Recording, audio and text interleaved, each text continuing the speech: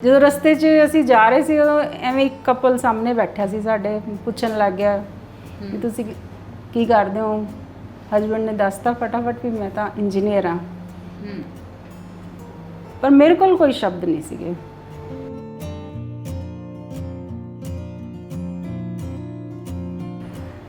ਜਦੋਂ ਵੀ ਮੈਂ ਕਿਤੇ ਹਸਬੈਂਡ ਨਾਲ ਬੱਚਿਆਂ ਨਾਲ ਕਾਰ ਤੇ ਬੈਠ ਕੇ ਕਿਤੇ ਵੀ ਜਾਣਾ ਹੁੰਦਾ ਸੀ ਤੇ ਮੇਰੇ ਦਿਮਾਗ 'ਚ ਹਮੇਸ਼ਾ ਇਹ ਹੁੰਦਾ ਸੀ ਕਿ ਮੈਂ ਇੱਕ ਅਲੱਗ ਕੰਮ ਕਰਾਂ, ਮੈਂ ਆਪਣੀ ਇੱਕ ਅਲੱਗ ਪਹਿਚਾਨ ਬਣਾਵਾਂ, ਪਰ ਮੈਨੂੰ ਇਹ ਨਹੀਂ ਪਤਾ ਸੀ ਮੈਂ ਕਿਵੇਂ ਬਣਾਵਾਂ।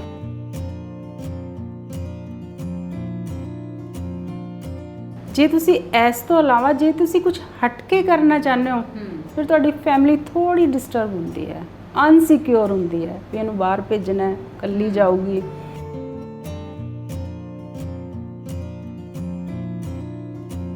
ਪਰ ਮੈਨੂੰ ਇਹ ਲੱਗਦਾ ਸੀ ਵੀ ਔਰਤ ਕਮਜ਼ੋਰ ਨਹੀਂ ਹੈ। ਜੇ ਆਪਾਂ ਕਹੀਏ ਨੇ ਵੀ ਅਬਲਾ ਨਾਰੀ, ਚਲੋ ਠੀਕ ਹੈ ਕਿਸੇ ਟਾਈਮ ਸੀਗਾ, ਪਰ ਇਸ ਟਾਈਮ 'ਚ ਔਰਤ ਕਮਜ਼ੋਰ ਨਹੀਂ ਹੈ।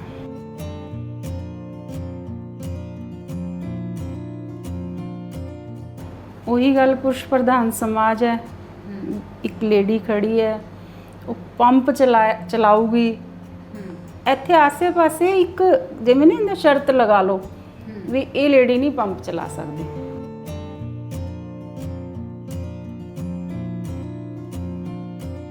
ਉਹ ਆ ਕੇ ਵੀ ਸਾਨੂੰ ਕ੍ਰੈਡਿਟ ਦਿਓ, ਅਸੀਂ ਤੁਹਾਡੇ ਪੰਪ ਤੋਂ ਡੇਲੀ ਤੇਲ ਲੈਂਦੇ ਹਾਂ ਮੈਮ, ਤੁਸੀਂ ਸਾਨੂੰ ਕ੍ਰੈਡਿਟ ਕਿਉਂ ਨਹੀਂ ਦਿੰਦੇ, 30,000 ਦਾ ਤੇਲ ਪਾਓ, ਅਸੀਂ ਤੁਹਾਨੂੰ ਪਰਸੋਂ ਪੈਸੇ ਦੇ ਜਾਵਾਂਗੇ। ਯਾਨੀ ਕਿ ਫੋਰਸਲੀ ਉਹ ਕਹਿੰਦੇ ਸੀ ਵੀ ਸਾਨੂੰ ਤੇਲ ਪਾਓ, ਵੀ ਇੱਕ ਲੇਡੀ ਹੈ ਡਰ ਜੂਗੀ।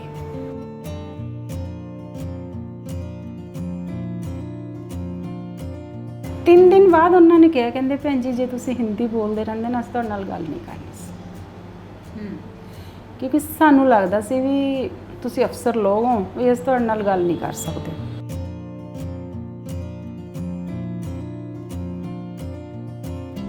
ਸਾਰਾ ਸਟਾਫ ਇੱਕ ਟਾਈਮ 'ਚ ਰਿਜ਼ਾਈਨ ਕਰ ਗਿਆ। ਹੁਣ ਮੇਰੇ ਵਾਸਤੇ ਉਹ ਬਹੁਤ ਵੱਡਾ ਚੈਲੰਜ ਸੀ, ਉਹਨੂੰ ਪੰਪ ਚਲਾਵਾਂ, ਸੇਲਜ਼ਮੈਨ ਲੱਭਾਂ। ਜੇ ਮੇਰੇ ਦਿਮਾਗ 'ਚ ਆ ਰਿਹਾ ਹੈ ਕਿ ਮੈਂ ਅਨਟ੍ਰੇਨਡ ਲਵਾਂ ਫਿਰ ਮੈਂ ਉਹਨਾਂ ਨੂੰ ਟ੍ਰੇਨਡ ਕਿਵੇਂ ਕਰਾਂ। ਪਰ ਉਸ ਟਾਈਮ ਮੇਰੇ ਦਿਮਾਗ 'ਚ ਆਇਆ ਕਿ ਅੱਜ ਤੋਂ ਬਾਅਦ ਮੈਂ ਟ੍ਰੇਨਡ ਰੱਖਣਾ ਹੀ ਨਹੀਂ।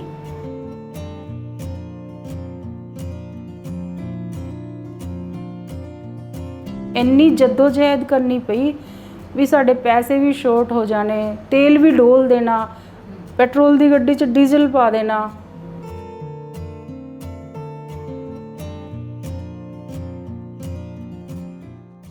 ਤੁਸੀਂ ਜੇ ਵਧੀਆ ਕੰਮ ਕਰੋਗੇ ਤਾਂ ਵੀ 10 ਜਣੇ ਬਾਹਰ ਗੱਲਾਂ ਕਰਨਗੇ, ਇਹਦਾ ਕੀ ਹੈ, ਇਹ ਤਾਂ ਵਿਹਲੀ ਹੈ, ਇਹਦਾ ਇਹ ਕੰਮ ਕਰਨਾ ਹੈ। ਤੁਹਾਡੇ ਜਿਹੜੀ ਮਿਹਨਤ ਹੈ ਉਹਦੇ ਵਾਸਤੇ ਤੁਹਾਡੇ ਵਾਸਤੇ ਕੋਈ ਐਪਰੀਸ਼ੀਏਸ਼ਨ ਨਹੀਂ ਹੁੰਦੀ।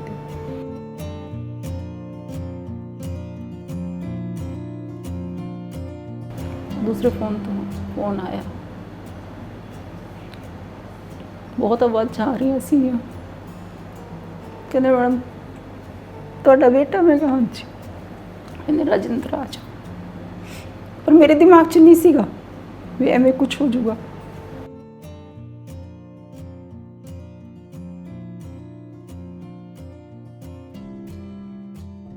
ਕਹਿੰਦੇ 6 ਮਹੀਨੇ ਲਾਤੇ, ਕਹਿੰਦੇ ਬੱਚਿਆਂ ਜਿਵੇਂ ਪਾਲੀ ਸੀ ਪਰ ਕਹਿੰਦੇ ਸਾਰੀ ਖਰਾਬ ਹੋ ਗਈ।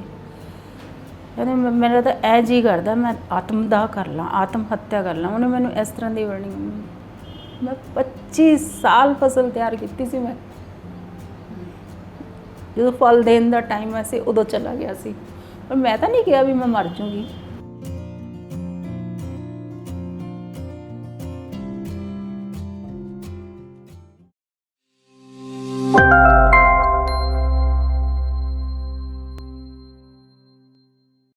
ਸਤਿ ਸ਼੍ਰੀ ਅਕਾਲ। ਬੀ ਸੋਸ਼ਲ ਦੇ ਸਾਰਿਆਂ ਦਾ ਮੈਂ ਰਣਦੀਪ ਬੰਦੇਰ ਸਵਾਗਤ ਕਰਦੀ ਹਾਂ। ਕਿਸੇ ਨੇ ਬਹੁਤ ਖੂਬਸੂਰਤ ਲਿਖਿਆ ਹੈ, ਮੈਂ ਰਾਵਾਂ 'ਤੇ ਨਹੀਂ ਚੱਲਦਾ, ਮੈਂ ਚੱਲਦਾ ਹਾਂ ਤਾਂ ਰਾਹ ਬਣਦੇ ਨੇ। ਅਤੇ ਜਦੋਂ ਗੱਲ ਔਰਤ ਦੀ ਆਉਂਦੀ ਹੈ ਤਾਂ ਕੁਝ ਇੱਕ ਰਾਹ, ਕੁਝ ਇੱਕ ਰਸਤੇ ਸਮਾਜ ਨੇ ਬਣਾ ਰੱਖੇ ਨੇ। ਮੰਨਿਆ ਜਾਂਦਾ ਕਿ ਇਹਨਾਂ 'ਤੇ ਚੱਲਣਾ ਹੀ ਔਰਤ ਦੇ ਲਈ ਸਹੀ ਰਹੇਗਾ। ਅਤੇ ਕੁਝ ਵੱਖਰਾ, ਕੁਝ ਲੀਹ ਤੋਂ ਹਟ ਕੇ ਕਰਨ ਦੀ ਜਦੋਂ ਕੋਈ ਕੋਸ਼ਿਸ਼ ਕਰਦਾ ਹੈ ਤਾਂ ਬਹੁਤ ਅਜੀਬ ਲੱਗਦਾ ਹੈ ਸਮਾਜ ਨੂੰ ਵੀ, ਪਰ ਅਜਿਹੀਆਂ ਸ਼ਖਸੀਅਤਾਂ ਉਹ ਹੁੰਦੀਆਂ ਨੇ ਜੋ ਉਹਨਾਂ ਪਰੰਪਰਾਵਾਂ ਨੂੰ ਤੋੜਦੀਆਂ ਨੇ ਜੋ ਸਦੀਆਂ ਤੋਂ ਚੱਲੀਆਂ ਆ ਰਹੀਆਂ ਨੇ, ਤੇ ਅਜਿਹੇ ਹੀ ਉਹ ਲੋਕ ਹੁੰਦੇ ਨੇ ਜੋ ਦੂਜਿਆਂ ਲਈ ਮਾਰਗ ਦਰਸ਼ਕ ਬਣਦੇ ਨੇ। ਅੱਜ ਦੇ ਸਾਡੇ ਇਸ ਪ੍ਰੋਗਰਾਮ ਦੇ ਵਿੱਚ ਸਾਡੇ ਨਾਲ ਜੋ ਮਹਿਮਾਨ ਨੇ ਉਹ ਵੀ ਕੁਝ ਇਸ ਤਰ੍ਹਾਂ ਦੀ ਹੀ ਸ਼ਖਸੀਅਤ ਨੇ ਜਿਨ੍ਹਾਂ ਨੇ ਕੁਝ ਵੱਖਰਾ ਕਰਨ ਦੀ ਸੋਚੀ, ਅਜਿਹਾ ਰਸਤਾ ਚੁਣਿਆ ਜਿਹਦੇ ਬਾਰੇ ਔਰਤ ਦੀ ਜੇ ਮੈਂ ਗੱਲ ਕਰਾਂ ਤਾਂ ਉਸ ਖੇਤਰ ਦੇ ਵਿੱਚ ਔਰਤ ਦੀ ਸ਼ਮੂਲੀਅਤ ਬਹੁਤ ਹੀ ਨਾਮਾਤਰ ਹੈ। ਸਾਡੇ ਨਾਲ ਮੌਜੂਦ ਨੇ ਮੈਡਮ ਸਰੋਜ ਰੰਗਾ ਜੀ। ਮੈਮ ਬਹੁਤ ਬਹੁਤ ਸਵਾਗਤ ਕਰਦੀ ਹਾਂ ਤੁਹਾਡਾ ਜੀ। ਸਭ ਤੋਂ ਪਹਿਲੇ ਸਾਨੂੰ ਇਹ ਦੱਸੋ ਕਿ ਤੁਹਾਡੇ ਘਰ ਪਰਿਵਾਰ ਦੇ ਵਿੱਚ ਹੈ ਕੌਣ ਹੈ? ਮੇਰੇ husband retired XEN Punjab water supply sewerage board ਜੀ। ਮੇਰਾ ਬੇਟਾ MBA Thapar pass out, married ਹੈ। ਮੇਰੀ ਡਾਟਰ ਇਨ ਲਾ ਉਹ ਵੀ MSc ਮਾਈਕਰੋਬਾਇਓਲੋਜੀ, ਤੇ ਇੱਕ ਮੇਰੀ ਛੋਟੀ ਪੋਤੀ ਹੈ 3 ਸਾਲ ਦੀ। ਜੀ। ਰਾਜਸਥਾਨ ਦੀ ਕੁੜੀ ਪੰਜਾਬ 'ਚ ਆ ਕੇ ਪੈਟਰੋਲ ਪੰਪ ਚਲਾ ਰਹੀ ਹੈ। ਹਾਂਜੀ, ਕੀ ਕਹੋਗੇ ਇਹਦੇ ਬਾਰੇ? ਕਿਵੇਂ ਦਾ ਸਫ਼ਰ ਰਿਹਾ? ਸਫ਼ਰ ਤਾਂ ਸਾਰੇ ਹੀ ਔਖੇ ਹੁੰਦੇ ਨੇ, ਖਾਸ ਤੌਰ ਤੇ ਲੇਡੀਜ਼ ਵਾਸਤੇ। ਪਰ ਤੁਸੀਂ ਚਲਦੇ ਇੱਕ ਆਪਣੇ ਦਿਮਾਗ 'ਚ ਗੱਲ ਬਿਠਾ ਕੇ ਚੱਲਦੇ ਹੋ, ਮੈਂ ਕੁਝ ਵੱਖਰਾ ਕਰਨਾ ਹੈ, ਮੈਂ ਕੁਝ ਵੱਖਰਾ ਕਰਨਾ ਹੈ। ਕਈ ਵਾਰ ਤੁਹਾਡੀ ਕਿਸਮਤ ਸਾਥ ਦੇ ਜਾਂਦੀ ਹੈ, ਕਈ ਵਾਰ ਤੁਹਾਡੇ ਐਫਰਟਸ, ਤੁਹਾਡੀਆਂ ਕੋਸ਼ਿਸ਼ਾਂ ਕਾਮਯਾਬ ਹੋ ਜਾਂਦੀਆਂ ਨੇ। ਮੈਂ ਵੀ ਉਹਨਾਂ 'ਚ ਹਾਂ। ਮੇਰੀ ਮੈਰਿਜ ਹੋਈ, ਮੈਂ ਹਾਇਰ ਸੈਕੰਡਰੀ ਪਾਸ ਸੀ ਉਦੋਂ, ਤੇ ਕਿਤੇ ਨਾ ਕਿਤੇ ਐਂ ਲੱਗਦਾ ਸੀ ਵੀ ਮੈਂ ਹਾਊਸ ਵਾਈਫ ਹੀ ਬਣ ਕੇ ਰਹਿ ਜੂੰਗੀ ਜੀ। ਪਰ ਕੁਝ ਹਾਦਸੇ ਤੁਹਾਡੇ ਨਾਲ ਇਸ ਤਰ੍ਹਾਂ ਦੇ ਹੋ ਜਾਂਦੇ ਨੇ ਵੀ ਤੁਸੀਂ ਆਪਣੇ ਆਪ ਨੂੰ ਇੰਨਾ ਕੁ ਇਕੱਲਾਪਨ ਲਾ ਲਓ ਜਾਂ ਆਪਣੇ ਸਮਾਜ ਦੀ ਦੌੜ ਤੋਂ ਪਿੱਛੇ ਲਾ ਲਓ ਵੀ ਮੈਂ ਪਿੱਛੇ ਰਹਿ ਗਈ। ਹਾਲਾਂਕਿ ਮੇਰੇ ਦਿਮਾਗ 'ਚ ਸੀਗਾ ਕਿ ਮੈਂ ਡਾਕਟਰ ਬਣਾ। ਉਸ ਟਾਈਮ ਡਾਕਟਰ ਬਣਨਾ ਈਜੀ ਸੀ, ਕੋਈ ਇੰਨਾ ਔਖਾ ਨਹੀਂ ਸੀ ਡਾਕਟਰ ਬਣਨਾ, ਕਿਉਂਕਿ ਕੁੜੀਆਂ ਜਾਂਦੀਆਂ ਹੀ ਨਹੀਂ ਸੀ ਉਸ ਫੀਲਡ 'ਚ, ਘੱਟ ਜਾਂਦੀਆਂ ਸੀ। ਤੇ ਮੈਨੂੰ ਇਹ ਲੱਗਦਾ ਸੀ ਵੀ ਮੈਂ ਡਾਕਟਰ ਬਣੀ ਹੋਈ ਹਾਂ, ਲੇਕਿਨ ਮੈਨੂੰ ਨਹੀਂ ਪਤਾ ਸੀ ਕਿ ਕਿਸਮਤ ਇਸ ਤਰ੍ਹਾਂ ਦਾ ਮੋੜ ਲਊਗੀ ਕਿ ਮੇਰੀ ਮੈਰਿਜ ਹੋ ਜੂਗੀ, ਉਸ ਤੋਂ ਬਾਅਦ ਮੈਂ ਪੜ੍ਹ ਹੀ ਨਹੀਂ ਸਕਣਾ। ਤੁਹਾਡਾ ਜਨਮ ਰਾਜਸਥਾਨ 'ਚ ਹੁੰਦਾ ਹੈ? ਹਾਂਜੀ। ਕਿੰਨੇ ਵਰਿਆਂ ਦੀ ਉਮਰ 'ਚ ਤੁਹਾਡਾ ਵਿਆਹ ਹੋਇਆ? 19 ਕੰਪਲੀਟ ਕੀਤੇ ਸੀ, 20ਵਾਂ ਸਾਲ ਲੱਗਿਆ ਸੀ। 19 ਸਾਲ ਦੇ? ਹਾਂਜੀ, 19 ਸਾਲਾਂ ਦੇ ਜੀ। ਤੇ ਵਿਆਹ ਪੰਜਾਬ 'ਚ ਹੋਇਆ? ਹਾਂਜੀ, ਵਿਆਹ ਪੰਜਾਬ 'ਚ ਹੋਇਆ। ਰਿਸ਼ਤੇਦਾਰ ਸੀਗੇ ਜਿਨ੍ਹਾਂ ਨੇ ਮਤਲਬ ਕਰਵਾਇਆ ਇਹ, ਤੇ ਪਰ ਸਟੇਟ ਚੇਂਜ ਹੋਣ ਕਰਕੇ ਪਹਿਲਾਂ ਹੀ ਪ੍ਰੋਬਲਮ ਸ਼ੁਰੂ ਹੋ ਗਈਆਂ ਵੀ ਮੇਰਾ ਰਾਜਸਥਾਨ ਤੇ ਪੰਜਾਬ ਸਟੇਟ ਚੇਂਜ ਹੋ ਗਿਆ। ਲੈਂਗੁਏਜ, ਸਾਰਾ ਕਲਚਰ, ਤੁਹਾਡਾ ਸਾਰਾ ਕੁਝ ਚੇਂਜ ਹੋ ਜਾਂਦਾ। ਉਦੋਂ ਤੁਸੀਂ ਤੁਹਾਡੀ ਲਾਈਫ 'ਚ ਬਹੁਤ ਜ਼ਿਆਦਾ ਸਮਝ ਲਓ ਕਿ ਔਖੇ ਹੋ ਜਾਂਦੇ, ਹਲਚਲ ਮਚ ਜਾਂਦੀ ਹੈ, ਤੁਹਾਡੇ ਵਿਚਾਰ। ਫਿਰ ਤੁਸੀਂ ਸੋਚਦੇ ਹੋ ਹੁਣ ਕੀ ਕਰੀਏ, ਫਿਰ ਔਖਾ ਹੁੰਦਾ ਥੋੜ੍ਹਾ ਜਿਹਾ। ਪਰ ਫਿਰ ਜੇ ਤੁਸੀਂ ਸੋਚੋ ਵੀ ਮੈਂ ਕਰਨਾ ਹੈ, ਵੀ ਮੈਂ ਪਿੱਛੇ ਨਹੀਂ ਰਹਿਣਾ, ਮੈਂ ਲੂਜ਼ਰ ਨਹੀਂ ਬਣਨਾ, ਫਿਰ ਸ਼ਾਇਦ ਕਿਤੇ ਨਾ ਕਿਤੇ ਤੁਹਾਨੂੰ ਅੰਦਰੋਂ, ਜਿਵੇਂ ਹੁੰਦਾ ਨਾ, ਅੰਦਰੋਂ ਆਤਮਾ ਦੀ ਆਵਾਜ਼ ਲਗਾ ਲਓ, ਜੋ ਤੁਹਾਡੀ ਆਪਣੀ ਆਵਾਜ਼ ਲਗਾ ਲਓ ਵੀ ਕਰ, ਕੁਛ ਕਰ। ਜਦੋਂ ਤੁਹਾਡਾ ਵਿਆਹ ਹੋਇਆ ਤਾਂ ਉਸ ਵੇਲੇ ਤੁਸੀਂ ਸਿਰਫ ਆਪਣੀ ਸਕੂਲ ਦੀ ਪੜ੍ਹਾਈ ਪੂਰੀ ਕੀਤੀ ਸੀ? ਹਾਂਜੀ। ਬਾਅਦ ਦੇ ਵਿੱਚ ਫਿਰ ਹੋਰ ਪੜ੍ਹੇ ਤੁਸੀਂ ਅੱਗੇ? ਹਾਂ, ਬਾਅਦ 'ਚ ਮੈਂ BA MA B.Ed Punjabi matric ਸਾਰਾ ਕੀਤਾ। ਫਿਰ ਇਹ ਕਿਵੇਂ ਹੋਇਆ? ਕੌਣ ਪ੍ਰੇਰਨਾ ਸਰੋਤ ਬਣਿਆ ਜਾਂ ਐਵੇਂ ਦਾ ਕੀ ਵਾਪਰਿਆ ਤੁਹਾਡੇ ਨਾਲ ਕਿ ਤੁਹਾਨੂੰ ਲੱਗਿਆ ਕਿ ਤੁਹਾਨੂੰ ਪੜ੍ਹਨਾ ਚਾਹੀਦਾ ਅੱਗੇ? ਪਹਿਲੇ ਉਸ ਟਾਈਮ ਮੈਂ ਸੰਗਰੂਰ ਸੀ, ਮੇਰੇ ਹਸਬੈਂਡ ਉਸ ਟਾਈਮ JE ਸੀ, ਅਸੀਂ ਸੰਗਰੂਰ ਸੀਗੇ। ਸੰਗਰੂਰ ਤੋਂ ਅਸੀਂ ਜਦੋਂ ਬੀਕਾਨੇਰ ਜਾਣਾ ਹੁੰਦਾ ਸੀ ਤੇ ਧੂਰੀ ਤੋਂ ਟ੍ਰੇਨ ਫੜਦੇ ਤੇ ਬੀਕਾਨੇਰ ਪਹੁੰਚ ਜਾਂਦੇ। ਸਾਨੂੰ 14-15 ਘੰਟੇ ਲੱਗ ਜਾਂਦੇ ਸੀਗੇ ਜੀ। ਤੇ ਜਦੋਂ ਰਸਤੇ 'ਚ ਅਸੀਂ ਜਾ ਰਹੇ ਸੀ ਉਦੋਂ ਐਵੇਂ ਇੱਕ ਕਪਲ ਸਾਹਮਣੇ ਬੈਠਿਆ ਸੀ ਸਾਡੇ, ਪੁੱਛਣ ਲੱਗ ਗਿਆ ਵੀ ਤੁਸੀਂ ਕੀ ਕਰਦੇ ਹੋ? ਹਸਬੈਂਡ ਨੇ ਦੱਸਤਾ ਫਟਾਫਟ ਵੀ ਮੈਂ ਤਾਂ ਇੰਜੀਨੀਅਰ ਹਾਂ। ਪਰ ਮੇਰੇ ਕੋਲ ਕੋਈ ਸ਼ਬਦ ਨਹੀਂ ਸੀਗੇ, ਕਿਉਂਕਿ ਮੈਂ ਆਪਣੀ ਉਸ ਟਾਈਮ ਦੀ ਹਾਇਰ ਸੈਕੰਡਰੀ ਨੂੰ ਕੋਈ ਐ ਨਹੀਂ ਸਮਝਦੀ ਕਿ ਮੇਰੇ ਕੋਲ ਕੋਈ ਡਿਗਰੀ ਹੈ। ਮੈਂ ਪ੍ਰਾਊਡ ਫੀਲ ਆਪਣੇ ਆਪ ਤੇ ਕਰਨਾ ਚਾਹੁੰਦੀ ਸੀ ਕਿ ਮੈਂ ਦੱਸਾਂ ਵੀ ਮੇਰੇ ਕੋਲ ਆਹ ਟੈਕਨੀਕਲ ਡਿਗਰੀਆਂ ਨੇ। ਉਸ ਟਾਈਮ ਮੈਨੂੰ ਫੀਲ ਹੋਇਆ।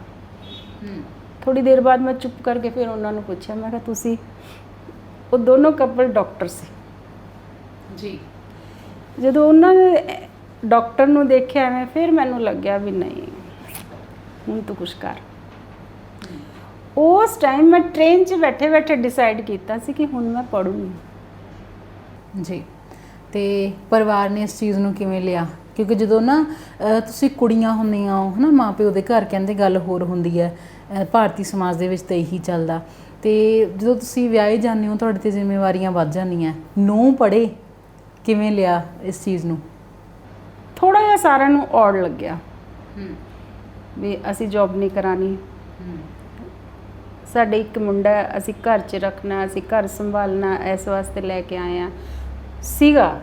ਪਰ ਜਿਵੇਂ ਮੇਰੇ ਬ੍ਰਦਰ ਇਨ ਲਾਅ ਉਸ ਟਾਈਮ SDO ਸੀ, ਹੋਰ ਨਾਲ ਆਫੀਸਰ ਸੀ, ਸਾਰਿਆਂ ਨਾਲ ਜਦੋਂ ਗੱਲਾਂ ਕੀਤੀਆਂ ਕਹਿੰਦੇ ਪੜ੍ਹਨ 'ਚ ਕੀ ਹੈ, ਪਰ 50-50 ਸੀਗਾ। ਕਿਤੋਂ ਐਂ ਲੱਗਦਾ ਸੀ ਪੜ੍ਹਨਾ ਨਹੀਂ ਹੈ, ਪਰ ਕਿਤੇ ਥੋੜ੍ਹੀ ਜਿਹੀ ਜਿਵੇਂ ਹਸਬੈਂਡ ਨੇ ਵੀ ਯੈਸ ਕੀਤੀ, ਚਲੋ ਫਿਰ ਸਟਾਰਟ ਹੋਇਆ।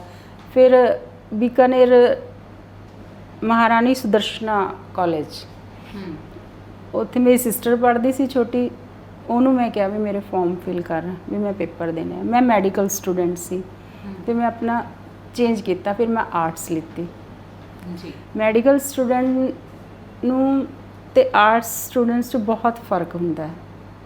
ਆਰਟਸ ਸਟੂਡੈਂਟਸ ਨੂੰ ਲਿਖਣਾ ਬਹੁਤ ਪੈਂਦਾ, ਮੈਡੀਕਲ ਸਟੂਡੈਂਟਸ ਨੂੰ ਜੋ ਪ੍ਰੈਕਟੀਕਲੀ ਜੋ ਵੀ ਹੈ, ਥਿਓਰੀਟਿਕਲੀ ਜੋ ਵੀ ਹੈ, ਉਹਦੀ ਅਲੱਗ ਮਤਲਬ ਸਟੱਡੀ ਹੁੰਦੀ ਹੈ। ਪਰ ਮੈਨੂੰ ਬਹੁਤ ਔਖਾ ਲੱਗਿਆ ਮੈਡੀਕਲ ਤੋਂ ਆਰਟਸ 'ਚ ਆਉਣਾ। ਪਰ ਕੀ ਸੀਗਾ ਕਿ ਜਿਵੇਂ ਮੇਰੀ ਸਿਸਟਰ ਸੀ, ਉਹਦੇ ਨੋਟਸ ਲੈਣੇ, 15-20 ਦਿਨ ਪਹਿਲਾਂ ਚਲੇ ਜਾਣਾ, 15-20 ਦਿਨ ਤਿਆਰੀ ਕਰਨੀ, ਬਸ 15-20 ਦਿਨ ਦੀ ਤਿਆਰੀ ਕਰਕੇ ਮੈਂ ਪੇਪਰ ਦੇ ਦਿੰਦੀ ਸੀਗੀ।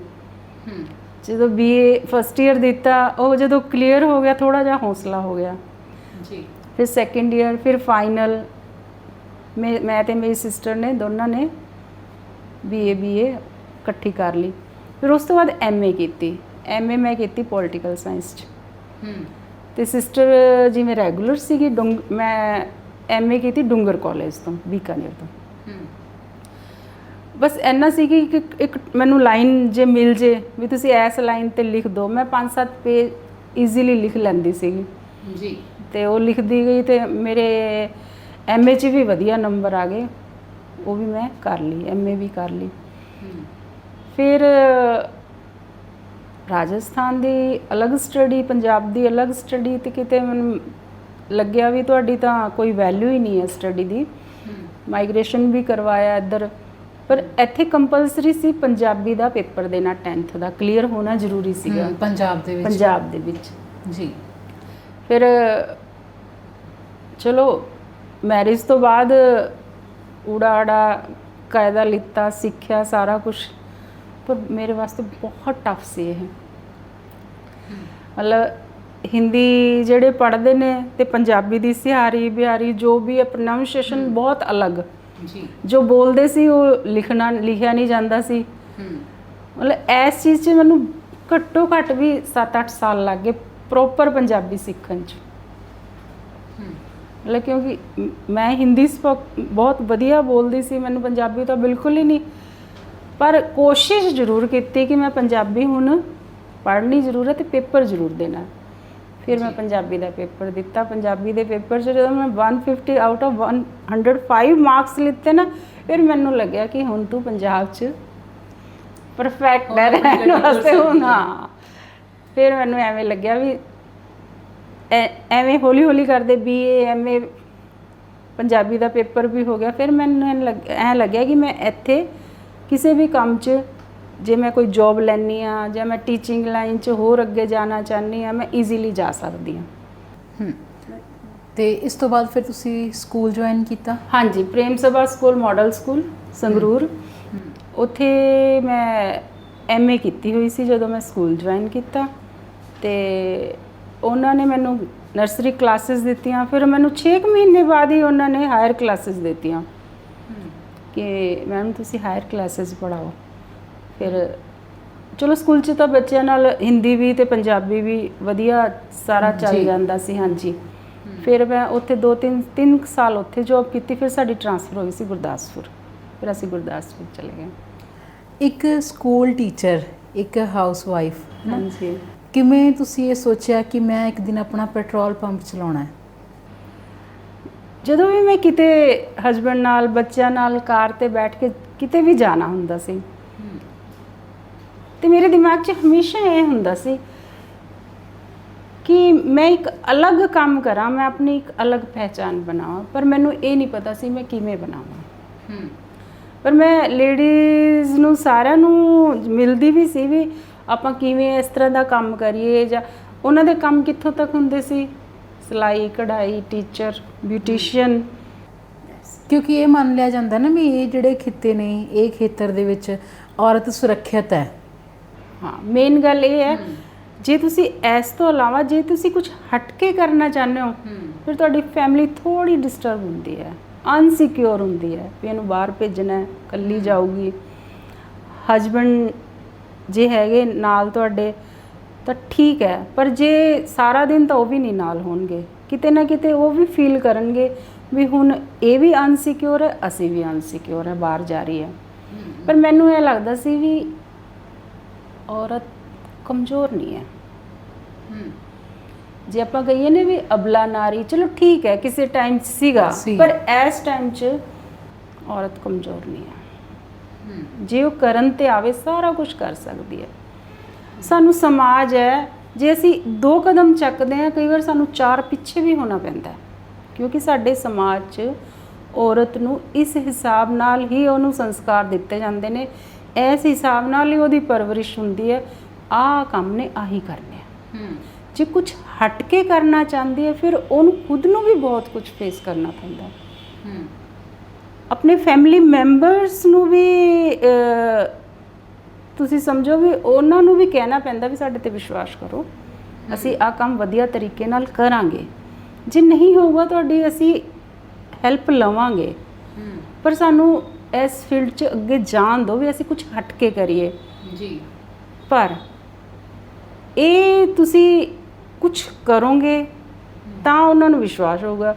ਜੇ ਮੈਂ ਆਫਟਰ ਮੈਰਿਜ ਮੈਂ ਬੱਚੇ ਵੀ ਸੰਭਾਲੇ, ਮੈਂ ਆਪਣੀ ਸਟੱਡੀ ਵੀ ਪੂਰੀ ਕੀਤੀ, ਕਿਤੇ ਨਾ ਕਿਤੇ ਤਾਂ ਉਹਨਾਂ 'ਚ ਵੀ ਆਇਆ ਹੋਣਾ ਵੀ ਇਹ ਕਰ ਸਕਦੀ ਹੈ। ਵੀ ਟੀਚਿੰਗ ਲਾਈਨ 'ਚ ਜੇ ਗਏ ਉੱਥੇ ਵੀ ਬਹੁਤ ਮਤਲਬ ਵਧੀਆ ਮੈਨੇਜਮੈਂਟ ਨੇ, ਸਰੋਜ ਤੁਸੀਂ ਦੱਸੋ ਤੁਸੀਂ ਕੀ ਕਰਨਾ ਚਾਹੁੰਦੇ ਹੋ। ਮਤਲਬ ਉਸ ਟਾਈਮ ਜਦੋਂ ਮੈਂ ਐਜੂਕੇਸ਼ਨ ਡਿਪਾਰਟਮੈਂਟ 'ਚ ਉੱਥੇ ਸੀਗੀ ਤਾਂ ਉੱਥੇ ਨਾ ਮੈਂ ਹਿੰਦੀ ਪਿਓਰ ਹਿੰਦੀ ਬੋਲਦੀ ਸੀ। ਉੱਥੇ ਮੈਂ ਗਿੱਧਾ ਟੀਮ ਤਿਆਰ ਕੀਤੀ ਸਕੂਲ 'ਚ। ਜਦੋਂ ਗਿੱਧਾ ਟੀਮ ਤਿਆਰ ਕੀਤੀ ਤੇ ਸਾਰੀ ਬੋਲੀਆਂ ਮੈਂ ਆਪਣੀਆਂ ਰਿਕਾਰਡ ਕੀਤੀਆਂ, ਬੱਚਿਆਂ ਨੂੰ ਗਿੱਧਾ ਤਿਆਰ ਕਰਾਇਆ ਤੇ ਅਸੀਂ 15 ਅਗਸਤ ਨੂੰ ਫਸਟ ਆਪਣਾ ਸ਼ੀਲਡ ਲੈ ਕੇ ਆਏ। ਤੇ ਬੋਲੀਆਂ ਪੰਜਾਬੀ ਦੀਆਂ? ਬੋਲੀਆਂ ਮੈਂ ਪਾਈਆਂ ਪੰਜਾਬੀ ਦੀਆਂ। ਮਤਲਬ ਤੁਸੀਂ ਸਿੱਖਣਾ ਹੈ, ਕੋਈ ਵੀ ਲੈਂਗੁਏਜ ਸਿੱਖ ਲਓ। ਜੇ ਤੁਹਾਨੂੰ ਥੋੜਾ ਬਹੁਤ ਗਾਣਾ ਆਉਂਦਾ, ਹਿੰਦੀ ਵੀ ਗਾ ਲਓਗੇ, ਰਾਜਸਥਾਨੀ ਵੀ ਗਾ ਲਓਗੇ, ਹਰਿਆਣਵੀ ਵੀ ਗਾ ਲਓ, ਪੰਜਾਬੀ ਵੀ ਗਾ ਲਓਗੇ। ਪਰ ਉਹ ਕੋਸ਼ਿਸ਼ ਕੀਤੀ। ਜਦੋਂ ਮੈਂ ਉਹ ਫਸਟ ਸ਼ੀਲਡ ਲੈ ਕੇ ਆਈ ਨਾ, ਉਦੋਂ ਸਾਡੇ ਸਰ ਕਹਿੰਦੇ ਸਰੋਜ ਜੇ ਤੁਸੀਂ ਕੁਝ ਮਿਊਜ਼ਿਕ 'ਚ ਸਿੱਖਣਾ ਤੁਸੀਂ ਸਿੱਖ ਸਕਦੇ ਹੋ, ਅਸੀਂ ਤੁਹਾਨੂੰ ਫ੍ਰੀ ਸਿਖਾਵਾਂਗੇ, ਪਰ ਤੁਸੀਂ ਬੱਚਿਆਂ ਨੂੰ ਟ੍ਰੇਨਡ ਕਰੋ। ਦੇਖੋ ਹੁਣ ਇੱਕ ਨਵੀਂ ਫੀਲਡ ਸ਼ੁਰੂ ਹੋ ਗਈ, ਸੰਗੀਤ ਜੀ। ਮੈਨੂੰ ਤਾਂ ਕੋਈ ਉਹਦੀ ਨੌਲੇਜ ਵੀ ਨਹੀਂ। ਮਤਲਬ ਮੇਰਾ ਕਹਿਣ ਦਾ ਇਹੀ ਮਤਲਬ ਹੈ ਵੀ ਔਰਤ ਸਾਰੇ ਕੰਮ ਕਰ ਸਕਦੀ ਹੈ। ਜੇ ਉਹ ਘਰ ਵਧੀਆ ਸੰਭਾਲ ਸਕਦੀ ਹੈ ਤਾਂ ਸਾਰੀ ਫੀਲਡ 'ਚ ਉਹ ਸਕਸੈਸ ਹੋ ਸਕਦੀ। ਅਕਸਰ ਨਾ ਸਾਡੇ ਸਮਾਜ ਦੇ ਵਿੱਚ ਇਹ ਮੰਨਿਆ ਜਾਂਦਾ ਕਿ ਔਰਤਾਂ ਜਿਹੜੀਆਂ ਨੇ ਉਹ ਬਿਜ਼ਨਸ ਬਹੁਤ ਘੱਟ ਕਰਦੀਆਂ ਨੇ ਕਿਉਂਕਿ ਉਹ ਚਲਾ ਨਹੀਂ ਸਕਦੀਆਂ। ਕਿਤੇ ਨਾ ਕਿਤੇ ਮੈਨੂੰ ਇਹ ਲੱਗਦਾ ਹੁੰਦਾ ਕਿ ਉਹਨਾਂ ਦੀ ਦੋਹਰੀ ਜ਼ਿੰਮੇਵਾਰੀ ਹੁੰਦੀ ਹੈ, ਹੈ ਨਾ। ਅਤੇ ਬਿਜ਼ਨਸ 'ਤੇ ਫਿਰ 50% ਜਦੋਂ ਰਹਿ ਜਾਂਦਾ, ਕਿਉਂਕਿ 50% ਉਹ ਘਰੇ ਦਿੰਦੀ ਆ, ਤਾਂ ਫਿਰ ਰਿਜ਼ਲਟ ਮੇ ਵੀ ਉਸ ਤਰ੍ਹਾਂ ਦਾ ਨਹੀਂ ਆਉਂਦਾ। ਅਤੇ ਫਿਰ ਸਮਾਜ ਇਹ ਕਹਿਣ ਨੂੰ ਤਿਆਰ ਬੈਠਾ ਹੁੰਦਾ ਕਿ ਵੀ ਬਣ ਲਏ ਬੜੇ ਫੰਨੇ ਖਾਂ ਬਣੀਆਂ ਫਿਰਦੀਆਂ ਸੀ, ਹੈ ਨਾ, ਵੀ ਤੁਸੀਂ ਇਸ ਖੇਤਰ 'ਚ ਕੰਮ ਕਰਨਾ। ਤੁਸੀਂ ਮਰਦ ਦੀ ਪ੍ਰਧਾਨਗੀ ਵਾਲੇ ਖੇਤਰ 'ਚ ਘੁਸਪੈਠ ਕੀਤੀ ਇੱਕ ਤਰ੍ਹਾਂ ਨਾਲ, ਹੈ ਨਾ, ਪੈਟਰੋਲ ਪੰਪ ਚਲਾਉਣਾ। ਇਸ ਖੇਤਰ 'ਚ ਆਏ ਕਿਵੇਂ ਤੁਸੀਂ? ਅਸੀਂ ਗੁਰਦਾਸਪੁਰ ਤੋਂ ਆ ਗਏ ਪਟਿਆਲਾ। ਪਟਿਆਲਾ ਆ ਗਏ ਅਤੇ ਡਿਗਰੀਆਂ ਮੇਰੇ ਕੋਲ ਸਾਰੀਆਂ ਹੀ ਸੀਗੀਆਂ। ਐਡ ਆਈਆਂ ਸੀਗੀਆਂ ਫॉर ਵੂਮੈਨਸ ਪੈਟਰੋਲ ਪੰਪ। ਅਤੇ ਮੇਰੇ ਹਸਬੈਂਡ ਨੂੰ ਕਿਤੇ ਨਾ ਕਿਤੇ ਲੱਗਦਾ ਸੀ ਵੀ ਇਹ ਕਰ ਸਕਦੀ ਹੈ। ਤੇ ਉਹ ਕਹਿੰਦੇ ਵੀ ਐਵੇਂ ਐਵੇਂ ਵੈਕੈਂਸੀਜ਼ ਨੇ ਤੇ ਅਪਲਾਈ ਕਰਨਾ। ਮੈਂ ਬਿਲਕੁਲ ਕਰਨਾ। ਮੈਂ ਅਪਲਾਈ ਕਰਾਤਾ। ਕਹਿੰਦੇ ਸੰਭਾਲ ਲੇਂਗੀ? ਮੈਂ ਕਿਹਾ ਹਾਂ ਜੇ ਮਿਲੂਗਾ ਤਾਂ ਸੰਭਾਲ ਲੂੰਗੀ, ਕਿਉਂ ਨਹੀਂ ਸੰਭਾਲੂੰਗੀ। ਮੈਂ ਕਿਹਾ ਤੁਸੀਂ ਮੈਨੂੰ ਇੱਕ ਵਾਰ ਅਪਲਾਈ ਕਰਾਓ। ਅਸੀਂ ਅਪਲਾਈ ਕਰਤਾ। ਜਦੋਂ ਅਪਲਾਈ ਕਰਤਾ ਤੇ ਇਹਦੇ ਵਾਸਤੇ ਸਾਨੂੰ ਕਾਫੀ ਐਫਰਟਸ ਕਰਨੇ ਪਏ, ਕਿਉਂਕਿ ਇਹ ਬਿਲਕੁਲ ਸਾਡੇ ਵਾਸਤੇ ਅਲੱਗ ਫੀਲਡ ਸੀ। ਸਾਡੀ ਫੈਮਿਲੀ 'ਚ ਜਾਂ ਕਿਤੇ ਅਸੀਂ ਕੋਈ ਇਸ ਤਰ੍ਹਾਂ ਦਾ ਨਹੀਂ ਦੇਖਿਆ ਸੀ, ਕੋਈ ਡੀਲਰ ਹੈ ਜਾਂ ਪੰਪ ਚਲਾ ਰਿਹਾ। ਸਾਡੇ ਵਾਸਤੇ ਬਿਲਕੁਲ ਅਲੱਗ ਫੀਲਡ ਸੀ। ਪਰ ਪੰਪ ਲੱਗਣ ਤੋਂ ਪਹਿਲਾਂ ਅਸੀਂ ਇਸ ਫੀਲਡ 'ਚ ਇੰਨਾ ਕੁ ਅੰਦਰ ਚਲੇ ਗਏ ਸੀ, ਅਸੀਂ ਇੱਕ ਇੱਕ ਚੀਜ਼ ਦਾ ਪਤਾ ਕਰ ਲਿਆ। ਅਸੀਂ ਆਪਣਾ ਸਾਰਾ ਪਿੰਡਾਂ 'ਚ ਵੀ ਗਏ, ਸਾਰਿਆਂ ਨੂੰ ਮਿਲਿਆ ਵੀ ਕਿਵੇਂ ਕਰਕੇ ਇਸ ਬਿਜ਼ਨਸ ਨੂੰ ਚਲਾਵਾਂਗੇ। ਇਸ ਪਿੰਡ 'ਚ ਕਿੰਨੇ ਕੁ ਲੋਕ ਨੇ, ਕਿੰਨੇ ਘਰ ਨੇ, ਕਿੰਨੇ ਵਹੀਕਲਸ ਨੇ, ਕਿੰਨੇ 2 ਵੀਲਰਸ ਨੇ, ਕਿੰਨੀ ਖਪਤ ਹੈ, ਵੀ ਕਿੰਨਾ ਮੈਂ ਇਸ ਏਰੀਏ ਨੂੰ ਕਵਰ ਕਰ ਸਕਦੀ ਹਾਂ। ਜਦੋਂ ਅਸੀਂ ਖਪਤ ਦੇਖੀ ਵੀ ਈਜ਼ੀਲੀ ਇੱਕ ਪੰਪ ਚੱਲ ਸਕਦਾ ਵਧੀਆ, ਮਤਲਬ ਤੁਹਾਨੂੰ ਇਨਕਮ ਵੀ ਵਧੀਆ ਹੋ ਸਕਦੀ ਹੈ, ਤੁਸੀਂ ਆਪਣੀ ਫੈਮਿਲੀ ਵੀ ਵਧੀਆ ਚਲਾ ਸਕਦੇ ਹੋ। ਇਹ ਤਾਂ ਸੀ ਸਿਰਫ ਖਿਆਲ ਵੀ ਐਵੇਂ ਹੋ ਸਕਦਾ, ਐਵੇਂ ਚੱਲ ਸਕਦਾ, ਲੇਕਿਨ ਚਲਾਣਾ ਪ੍ਰੈਕਟੀਕਲੀ ਉਹਨੂੰ ਕਰਨਾ ਔਖਾ ਹੁੰਦਾ ਹੈ। ਬਹੁਤ ਔਖਾ। ਜਦੋਂ ਇੱਥੇ ਮੈਂ ਆਈ, ਇਹ ਮਿਲਿਆ, ਇੱਥੇ ਆਈ, ਇਹ ਨਾ ਸਟੇਟ ਹਾਈਵੇ ਹੈ, ਇੱਥੇ ਆਲੇ ਦੁਆਲੇ ਪਿੰਡ ਬਹੁਤ ਨੇ ਜੀ। ਤੇ ਉਹੀ ਗੱਲ, ਪੁਰਸ਼ ਪ੍ਰਧਾਨ ਸਮਾਜ ਹੈ, ਇੱਕ ਲੇਡੀ ਖੜੀ ਹੈ, ਉਹ ਪੰਪ ਚਲਾਊਗੀ। ਇੱਥੇ ਆਸੇ ਪਾਸੇ ਇੱਕ ਜਿਵੇਂ ਨਹੀਂ ਹੁੰਦਾ ਸ਼ਰਤ ਲਗਾ ਲਓ ਵੀ ਇਹ ਲੇਡੀ ਨਹੀਂ ਪੰਪ ਚਲਾ ਸਕਦੀ, ਬੰਦਿਆਂ ਤੋਂ ਤਾਂ ਚੱਲਦੇ ਨਹੀਂ, ਕਿਉਂਕਿ ਇਸ ਰੋਡ ਤੇ ਕਾਫੀ ਪੰਪ ਬੰਦ ਵੀ ਹੋ ਚੁੱਕੇ ਸੀਗੇ। ਤੇ ਸਾਰਿਆਂ ਨੂੰ ਐਂ ਹੀ ਲੱਗਿਆ ਵੀ ਨਹੀਂ, ਲੇਡੀ ਦੇ ਬਸ ਦਾ ਕੰਮ ਨਹੀਂ ਹੈ, ਇਹ ਬੰਦਿਆਂ ਦਾ ਕੰਮ ਹੈ, ਬੰਦੇ ਹੀ ਕਰਨਗੇ। ਕਿਉਂਕਿ ਬੰਦਿਆਂ ਦੇ ਦਿਮਾਗ 'ਚ ਇਹ ਗੱਲ ਹੈ ਹੀ ਹੈ ਵੀ ਜਨਾਨੀ ਜਿਹੜੀ ਹੈ ਸਿਰਫ ਘਰ ਹੀ ਸੰਭਾਲ ਸਕਦੀ ਹੈ।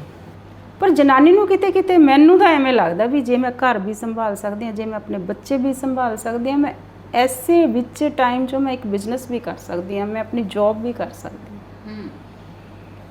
ਪਰ ਜਦੋਂ ਮੈਨੂੰ ਐਵੇਂ ਚੈਲੰਜ ਮਿਲਦੇ ਗਏ ਵੀ ਜਨਾਨੀ ਨਹੀਂ ਕਰ ਸਕਦੀ, ਜਨਾਨੀ ਨਹੀਂ ਕਰ ਸਕਦੀ, ਤੁਸੀਂ ਜਿੰਨੀ ਮਰਜ਼ੀ ਸ਼ਰਤਾਂ ਲਾ ਲਓ। ਪਰ ਮੈਂ ਇੱਥੇ ਆ ਕੇ ਜਿਵੇਂ ਹੋਰ ਡੀਲਰ ਨੇ ਉਹਨਾਂ ਨਾਲ ਗੱਲਬਾਤ ਕਰਦੀ ਰਹਿੰਦੀ ਸੀ, ਉਹਨਾਂ ਦੇ ਐਕਸਪੀਰੀਅੰਸਿਸ, ਪਰ ਮੈਨੂੰ ਜਿਹੜੇ ਇੰਡੀਵਿਜੂਅਲੀ ਇੱਥੇ ਆ ਕੇ ਆਪਣੇ ਆਪ ਨੂੰ ਫੇਸ ਕਰਨੇ ਪਏ, ਉਵੇਂ ਮੈਂ ਪਰਫੈਕਟ ਹੁੰਦੀ ਗਈ। ਤੁਸੀਂ ਤੁਹਾਡਾ ਇਹ ਸਫ਼ਰ ਜਿਹੜਾ ਹੈ ਬਹੁਤ ਸੰਘਰਸ਼ਪੂਰਨ ਰਿਹਾ ਹੈ, ਬਹੁਤ ਜ਼ਿਆਦਾ। ਤੇ ਫਿਰ ਜਦੋਂ ਤੁਸੀਂ ਇਸ ਖੇਤਰ ਦੇ ਵਿੱਚ ਆ ਗਏ, ਆਉਣ ਤੋਂ ਬਾਅਦ ਤੁਹਾਨੂੰ ਨਹੀਂ ਲੱਗਿਆ ਵੀ ਕਿੱਥੇ ਪੰਗਾ ਲੈ ਲਿਆ ਵੀ ਜਾਂ ਮੈਂ ਬਹੁਤ ਵੱਡਾ ਰਿਸਕ ਲਿਆ, ਜਿਵੇਂ ਹੁਣ ਪਿੱਛੇ ਹਟਦੀਆਂ ਸਾਰੇ ਕੀ ਕਹਿਣਗੇ, ਕਦੇ ਐਵੇਂ ਦਾ ਮੌਕਾ ਆਇਆ? ਮਤਲਬ ਸਟਾਰਟ ਜਿਵੇਂ ਕੀਤਾ ਉਵੇਂ, ਜਿਵੇਂ ਮੇਰੇ ਹਸਬੈਂਡ ਦੇ ਕਜ਼ਨ ਬ੍ਰਦਰਸ ਹੋਰ ਸਾਰੇ, ਨਹੀਂ ਭਾਬੀ ਨੂੰ ਨਹੀਂ ਪੰਪ ਤੇ ਬਿਠਾਉਣਾ ਸੀ, ਭਾਬੀ ਨੂੰ ਨਹੀਂ ਪੰਪ ਤੇ ਬਿਠਾਉਣਾ ਸੀ। ਤੇ ਕਿਤੇ ਨਾ ਕਿਤੇ ਉਹਨਾਂ ਦੇ ਦਿਮਾਗ 'ਚ ਵੀ ਜਾਂਦਾ ਸੀ ਵੀ ਸਹੀ ਤਾਂ ਨਹੀਂ ਕਹਿ ਰਹੇ ਹੈ। ਮਤਲਬ 3 ਕੁ ਮਹੀਨੇ ਦਾ ਮੇਰੇ ਹਸਬੈਂਡ ਵੀ ਵੇਟ ਲੂਜ਼ ਕਰ ਗਏ ਵੀ ਮੈਂ ਪੰਗਾ ਲੈ ਲਿਆ, ਵੀ ਵਧੀਆ ਘਰ 'ਚ ਰਹਿੰਦੀ ਸੀ, ਹੁਣ ਸਵੇਰੇ ਜਾਂਦੀ ਹੈ, ਰਾਤ ਨੂੰ ਘਰੇ ਆ ਕੇ ਵੜਦੀ ਹੈ, ਉੱਥੇ ਇੰਨੀਆਂ ਚੀਜ਼ਾਂ ਫੇਸ ਕਰਦੀ ਹੈ। ਤੁਸੀਂ ਯਕੀਨ ਨਹੀਂ ਕਰੋਗੇ, ਇੱਥੇ ਜਿਹੜੀਆਂ ਚੀਜ਼ਾਂ ਮੈਂ ਫੇਸ ਕਰਦੀ ਸੀ, ਅੱਧੀਆਂ ਮੈਂ ਘਰੇ ਜਾ ਕੇ ਦੱਸਦੀ ਨਹੀਂ ਸੀ। ਦੱਸਦੀ ਕਿਉਂ ਨਹੀਂ ਸੀ? ਕਹਿਣਗੇ ਵੀ ਤੈਨੂੰ ਅਸੀਂ ਪਹਿਲਾਂ ਪੁੱਛਿਆ ਸੀ, ਵੀ ਹੁਣ ਤੂੰ ਦੇਖ, ਤੇਰਾ ਕੰਮ ਦੇਖ, ਵੀ ਅਸੀਂ ਇਸ 'ਚ ਕਿੰਨਾ ਕੁ ਤੈਨੂੰ ਕੋਆਪਰੇਟ ਕਰਾਂਗੇ, ਕਿਉਂਕਿ ਉਹ ਵੀ ਜੋਬ ਕਰ ਰਹੇ, ਬੱਚੇ ਪੜ੍ਹ ਰਹੇ ਨੇ। ਇੱਕ ਵਾਰ ਤੁਹਾਨੂੰ ਮੈਂ ਇੰਸੀਡੈਂਸ ਦੱਸਦੀ ਹਾਂ, ਇੱਥੇ ਨਾ ਐਵੇਂ ਕਰਕੇ ਜਿਵੇਂ ਆਪਣੇ ਟਰਾਂਸਪੋਰਟਰਸ ਬਹੁਤ ਨੇ, ਡਰਾਈਵਰ ਜੀ, ਜਿਹੜੇ ਡਰਾਈਵਰ ਹੁੰਦੇ ਉਹਨਾਂ ਦੀ ਲੈਂਗੁਏਜ, ਸਾਰਾ ਕੁਝ, ਬੋਡੀ ਲੈਂਗੁਏਜ ਸਭ ਕੁਝ ਅਲੱਗ ਹੈ ਜੀ। ਮਤਲਬ ਉਹ ਆ ਕੇ ਵੀ ਸਾਨੂੰ ਕ੍ਰੈਡਿਟ ਦਿਓ, ਅਸੀਂ ਤੁਹਾਡੇ ਪੰਪ ਤੋਂ ਡੇਲੀ ਤੇਲ ਲੈਂਦੇ ਹਾਂ ਮੈਮ, ਤੁਸੀਂ ਸਾਨੂੰ ਕ੍ਰੈਡਿਟ ਕਿਉਂ ਨਹੀਂ ਦਿੰਦੇ, 30,000 ਦਾ ਤੇਲ ਪਾਓ, ਅਸੀਂ ਤੁਹਾਨੂੰ ਪਰਸੋਂ ਪੈਸੇ ਦੇ ਜਾਵਾਂਗੇ। ਯਾਨੀ ਕਿ ਫੋਰਸਲੀ ਉਹ ਕਹਿੰਦੇ ਸੀ ਵੀ ਸਾਨੂੰ ਤੇਲ ਪਾਓ, ਵੀ ਇੱਕ ਲੇਡੀ ਹੈ ਡਰ ਜੂਗੀ। ਜਿਸ ਤਰ੍ਹਾਂ ਮੇਰੇ ਹਸਬੈਂਡ ਮਤਲਬ ਕਲਾਸ 1 ਆਫਿਸਰ, ਤੇ ਸਾਡੀ ਲੈਂਗੁਏਜ ਵੀ ਬੜੀ, ਅਸੀਂ ਸੌਫਟ ਸਪੋਕਨ, ਉਵੇਂ ਕਿਸੇ ਨਾਲ ਫਾਲਤੂ ਨਹੀਂ। ਉਸ ਟਾਈਮ ਮੈਨੂੰ ਫਸਟ ਟਾਈਮ ਲੱਗਿਆ ਸੀ ਵੀ ਮੈਂ ਬੰਦਿਆਂ ਜਿਵੇਂ ਬੋਲਣਾ ਤਾਂ ਵਧੀਆ ਰਹੂਗਾ ਹੁਣ। ਫਿਰ ਕੀ ਹੋ ਗਿਆ, ਇਹ ਡਰਾਈਵਰ ਹੈ, ਇਹ 6 ਫੁੱਟ ਦਾ ਹੈਗਾ, ਤੇ ਮੈਨੂੰ ਕੀ ਡਰ ਹੈ? ਉਖਲੇ 'ਚ ਸਿਰ ਦਿੱਤਾ ਤਾਂ ਮੋਲਿਆਂ ਦਾ ਕੀ ਡਰ? ਮੈਂ ਡੀਲਰ ਹਾਂ, ਮੈਂ ਪੰਪ ਚਲਾਉਣਾ ਹੈ ਤੇ ਅੱਜ ਜੇ ਮੈਨੂੰ ਇਸ ਤਰ੍ਹਾਂ ਕੇ ਤਰੀਕੇ ਨਾਲ ਜੇ ਮੇਰੇ ਨਾਲ ਇਹ ਬਿਹੇਵ ਕਰ ਰਿਹਾ ਹੈ ਫਿਰ ਤੇਰੀ ਇਨਸਲਟ ਹੈ। ਉਦੋਂ ਮੈਂ ਇੱਕ ਹੋਰ ਚੰਗੀ ਬਿਜ਼ਨਸ ਵੂਮਨ ਨਿਕਲ ਕੇ ਬਾਹਰ ਆਈ। ਉਸ ਟਾਈਮ ਮੇਰੀ ਵਰਡਿੰਗ ਸੀ, ਮੈਂ ਕਰਨਾ ਜੋ ਕਰ, ਤੇਲ ਤਾਂ ਇੱਥੇ ਕੈਸ਼ ਹੀ ਮਿਲੂ। ਤੁਸੀਂ ਨਾ ਇੱਕ ਗੱਲ ਦੱਸੀ ਸੀ ਕਿ ਤੁਸੀਂ ਜਦੋਂ ਗੁਰਦਾਸਪੁਰ ਦੇ ਵਿੱਚ ਸੀ ਤਾਂ ਤੁਹਾਨੂੰ ਉਹ ਪੰਜਾਬੀ ਬਿਲਕੁਲ ਨਹੀਂ ਸੀ ਸਮਝ ਆਉਂਦੀ, ਹੈ ਨਾ। ਤੁਹਾਡਾ ਵਨ ਡੇ ਵਾਲਾ ਕਿੱਸਾ ਉਹ ਕੀ ਸੀ? ਮਤਲਬ ਮੇਰੇ ਵਾਸਤੇ ਪੰਜਾਬੀ ਬੋਲਣਾ ਇੰਨਾ ਕੁ ਔਖਾ ਸੀ ਨਾ ਕਿ ਮੇਰੀ ਸਾਰੀ એનર્ਜੀ ਲੱਗ ਜਾਂਦੀ ਸੀ। ਮਤਲਬ 5-7 ਮਿੰਟ ਜੇ ਮੈਂ ਕਿਸੇ ਨਾਲ ਗੱਲ ਕਰਦੀ ਸੀ ਕਿ ਮੇਰੀ ਤਾਂ ਲੈਂਗੁਏਜ ਹੀ ਨਹੀਂ ਹੈ ਨਾ ਪੰਜਾਬੀ। ਤੇ ਉੱਥੇ ਘਰ 'ਚ ਜਿਹੜਾ ਮੁੰਡਾ ਕੰਮ ਕਰਦਾ ਸੀ ਉਹ ਪਿਓਰ ਪੰਜਾਬੀ, ਉਹਨੂੰ ਹਿੰਦੀ ਨਹੀਂ ਸਮਝ ਆਉਂਦੀ ਸੀ। ਜਿਹੜੇ ਉਸ ਘਰ 'ਚ ਅਸੀਂ ਕਾਫੀ ਫੈਮਲੀਜ਼ ਰਹਿੰਦੇ ਸੀਗੇ ਕਿਉਂਕਿ ਸਾਨੂੰ ਗਵਰਨਮੈਂਟ ਅਕੋਮੋਡੇਸ਼ਨ ਉਸ ਟਾਈਮ ਨਹੀਂ ਮਿਲੀ ਸੀਗੀ ਤੇ ਉਹਨਾਂ ਨੂੰ ਉਹ ਵੀ ਸਾਰੇ ਪੰਜਾਬੀ ਤੇ ਸਿਰਫ ਮੈਂ ਹਿੰਦੀ ਬੋਲਣ ਵਾਲੀ। ਜਦੋਂ ਉਹਦੇ ਨਾਲ ਮੈਂ ਗੱਲ ਕਰਦੀ ਸਾਰੇ ਚੁੱਪ। 1-2 ਦਿਨ ਤਾਂ ਮੈਨੂੰ ਫੀਲ ਹੋਇਆ। ਫਿਰ ਤੁਸੀਂ ਦੇਖੋ ਮੈਂ ਆਪਣੇ ਆਪ ਨਾਲ ਕਮਿਟਮੈਂਟ ਕੀਤੀ, ਕੱਲ ਤੋਂ ਮੈਂ ਹਿੰਦੀ ਨਹੀਂ ਬੋਲਣੀ। ਤਾਂ ਮੈਂ ਹਿੰਦੀ ਬਿਲਕੁਲ ਨਹੀਂ ਬੋਲਣੀ, ਮੈਂ ਪੰਜਾਬੀ ਬੋਲ, ਜਿਵੇਂ ਵੀ ਆਊਗੀ ਮੈਂ ਪੰਜਾਬੀ। ਸਵੇਰੇ ਉੱਠੇ, ਹੋਰ ਭੈਣ ਜੀ ਸਤਿ ਸ਼੍ਰੀ ਅਕਾਲ, ਠੀਕ ਹੋ ਜੀ ਤੁਸੀਂ? ਉਹ ਵੀ ਮੈਨੂੰ ਦੇਖਣ ਵੀ ਤਾਂ ਚੇਂਜ ਹੀ ਹੋ ਗਏ। 3 ਦਿਨ ਬਾਅਦ ਉਹਨਾਂ ਨੇ ਕਿਹਾ, ਕਹਿੰਦੇ ਭੈਣ ਜੀ ਜੇ ਤੁਸੀਂ ਹਿੰਦੀ ਬੋਲਦੇ ਰਹਿੰਦੇ ਨਾ ਅਸੀਂ ਤੁਹਾਡੇ ਨਾਲ ਗੱਲ ਨਹੀਂ ਕਰਨੀ ਸੀ। ਕਿਉਂਕਿ ਸਾਨੂੰ ਲੱਗਦਾ ਸੀ ਵੀ ਤੁਸੀਂ ਅਫਸਰ ਲੋਕ ਹੋ ਵੀ ਅਸੀਂ ਤੁਹਾਡੇ ਨਾਲ ਗੱਲ ਨਹੀਂ ਕਰ ਸਕਦੇ। ਤੁਸੀਂ ਸਾਡੇ ਨਾਲ ਪੰਜਾਬੀ ਬੋਲੀ, ਅਸੀਂ ਤੁਹਾਡੇ ਨਾਲ ਰਿਲੈਕਸ ਹੋ ਗਏ, ਹੁਣ ਤੁਹਾਡੇ ਨਾਲ ਅਸੀਂ ਗੱਲ। ਤੁਸੀਂ ਯਕੀਨ ਨਹੀਂ ਕਰੋਗੇ, ਮੈਂ ਉੱਥੇ 5 ਸਾਲ ਰਹੀ, ਮੈਂ ਹਿੰਦੀ ਬਿਲਕੁਲ ਨਹੀਂ ਬੋਲੀ, ਪੰਜਾਬੀ। ਨੀਚੇ ਸਾਡੇ ਆਂਟੀ ਸੀ, ਉਹ ਸੂਬੇਦਾਰ ਅੰਕਲ ਸੀ, ਆਂਟੀ ਨੇ ਸਾਥ ਦਿੱਤਾ। ਜਿਵੇਂ ਕੋਈ ਵਰਡਸ ਨਹੀਂ ਬੋਲੇ ਜਾਂਦੇ ਸੀ, ਆਂਟੀ ਇਹਦਾ ਮਤਲਬ ਦੱਸਿਓ, ਭੱਜ ਕੇ ਜਾਣਾ, ਹੈ ਨਾ।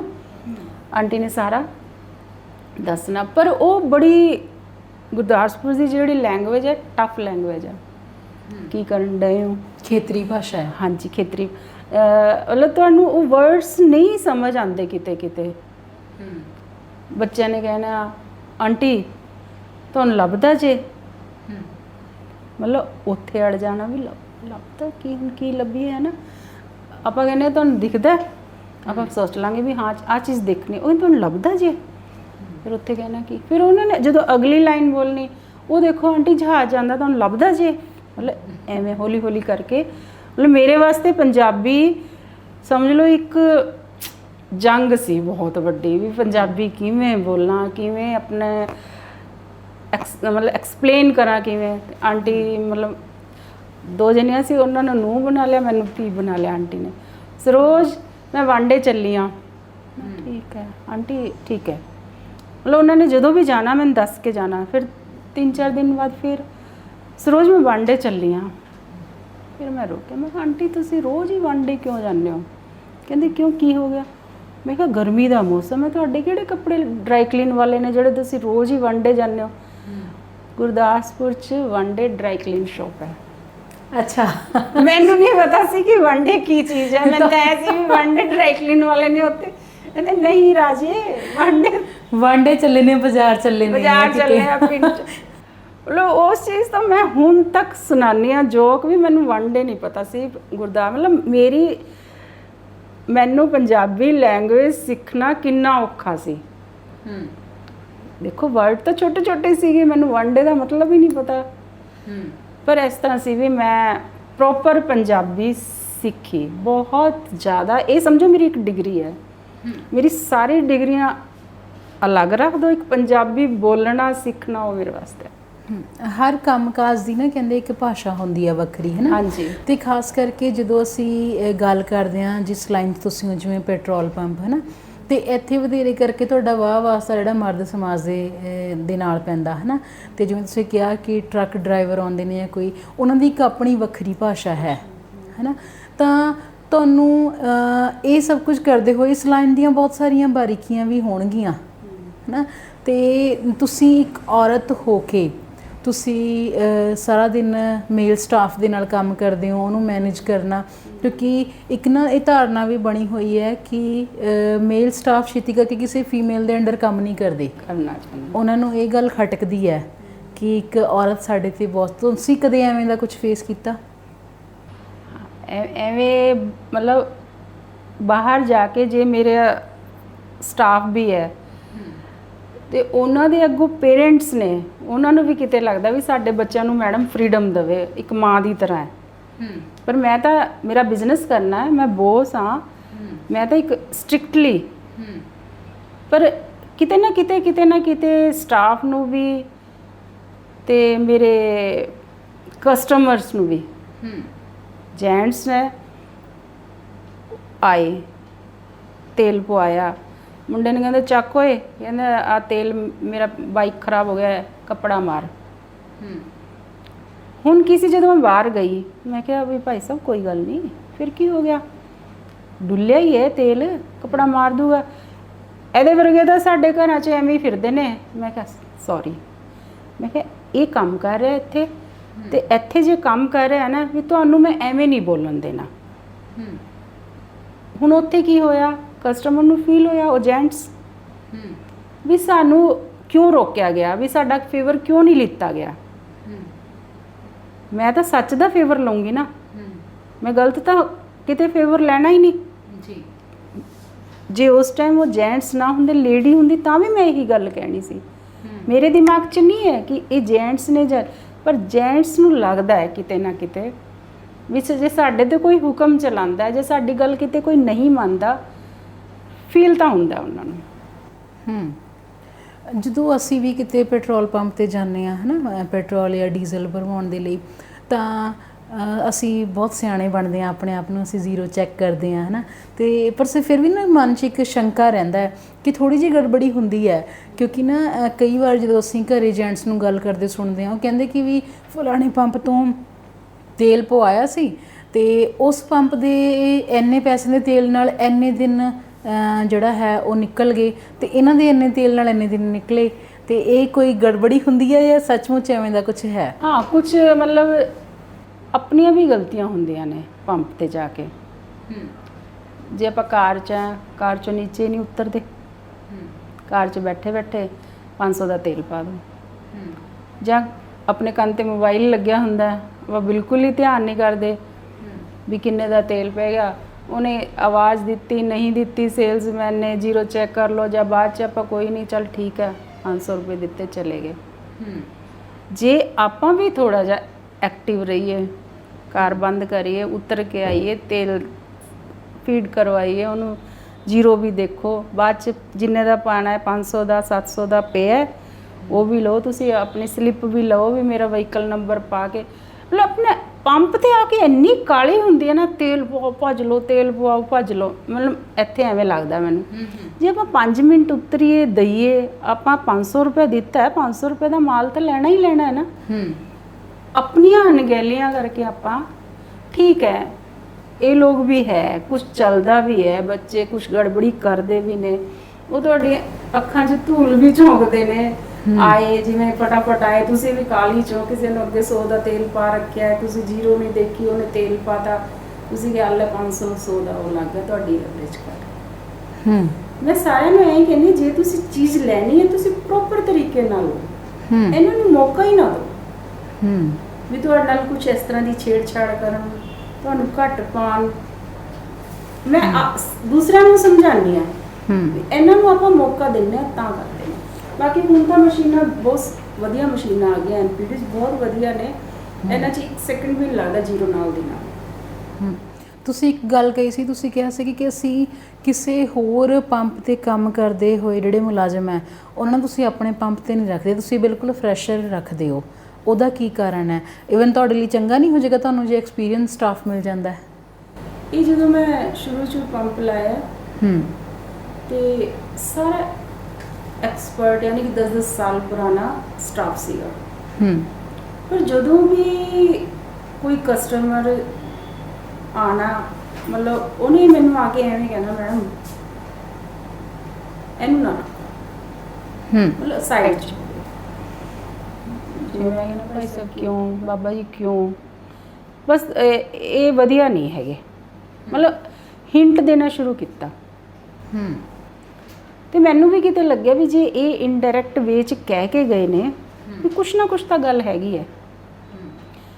ਇੱਥੇ ਜਦੋਂ ਮੈਂ ਕਿਸਾਨਾਂ ਨੂੰ ਦੇਖਿਆ ਪਹਿਲੀ ਵਾਰ ਆ ਕੇ, ਇੱਥੇ ਵੀ ਕਿੰਨਾ ਜ਼ਿਆਦਾ ਹਾਰਡ ਵਰਕਿੰਗ, ਸਾਰਾ ਦਿਨ ਧੁੱਪ 'ਚ ਕੰਮ ਕਰਨਾ, ਇੰਨੀ ਮਿਹਨਤ ਕਰਨਾ, ਇੱਥੇ ਆ ਕੇ ਤੇਲ ਲੈਣਾ, ਤੇਲ 'ਚ ਜੇ ਘੱਟ ਤੇਲ ਪੈਂਦਾ ਫਿਰ ਮੈਨੂੰ ਬਹੁਤ ਫੀਲ ਹੁੰਦਾ ਸੀਗਾ।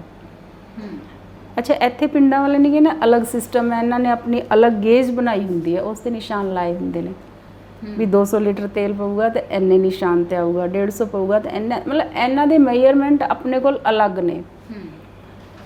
ਤੇ ਕੁਝ ਉਹਨਾਂ ਨੇ ਵੀ ਮੈਨੂੰ ਸਿਖਾਇਆ ਵੀ ਐਵੇਂ ਐਵੇਂ ਕਰਕੇ ਵੀ ਅੱਜ ਤਾਂ ਬੀਬਾ ਜੀ ਤੇਲ ਸਾਨੂੰ ਘੱਟ ਪਿਆ।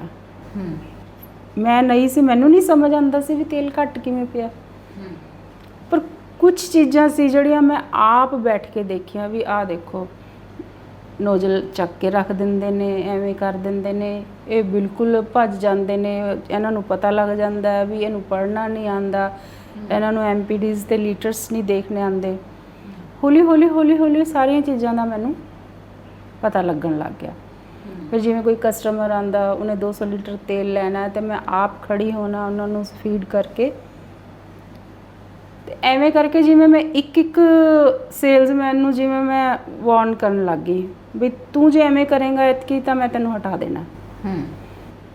ਇੱਕ ਅੱਧਾ ਕੱਢ ਵੀ ਦਿੱਤਾ।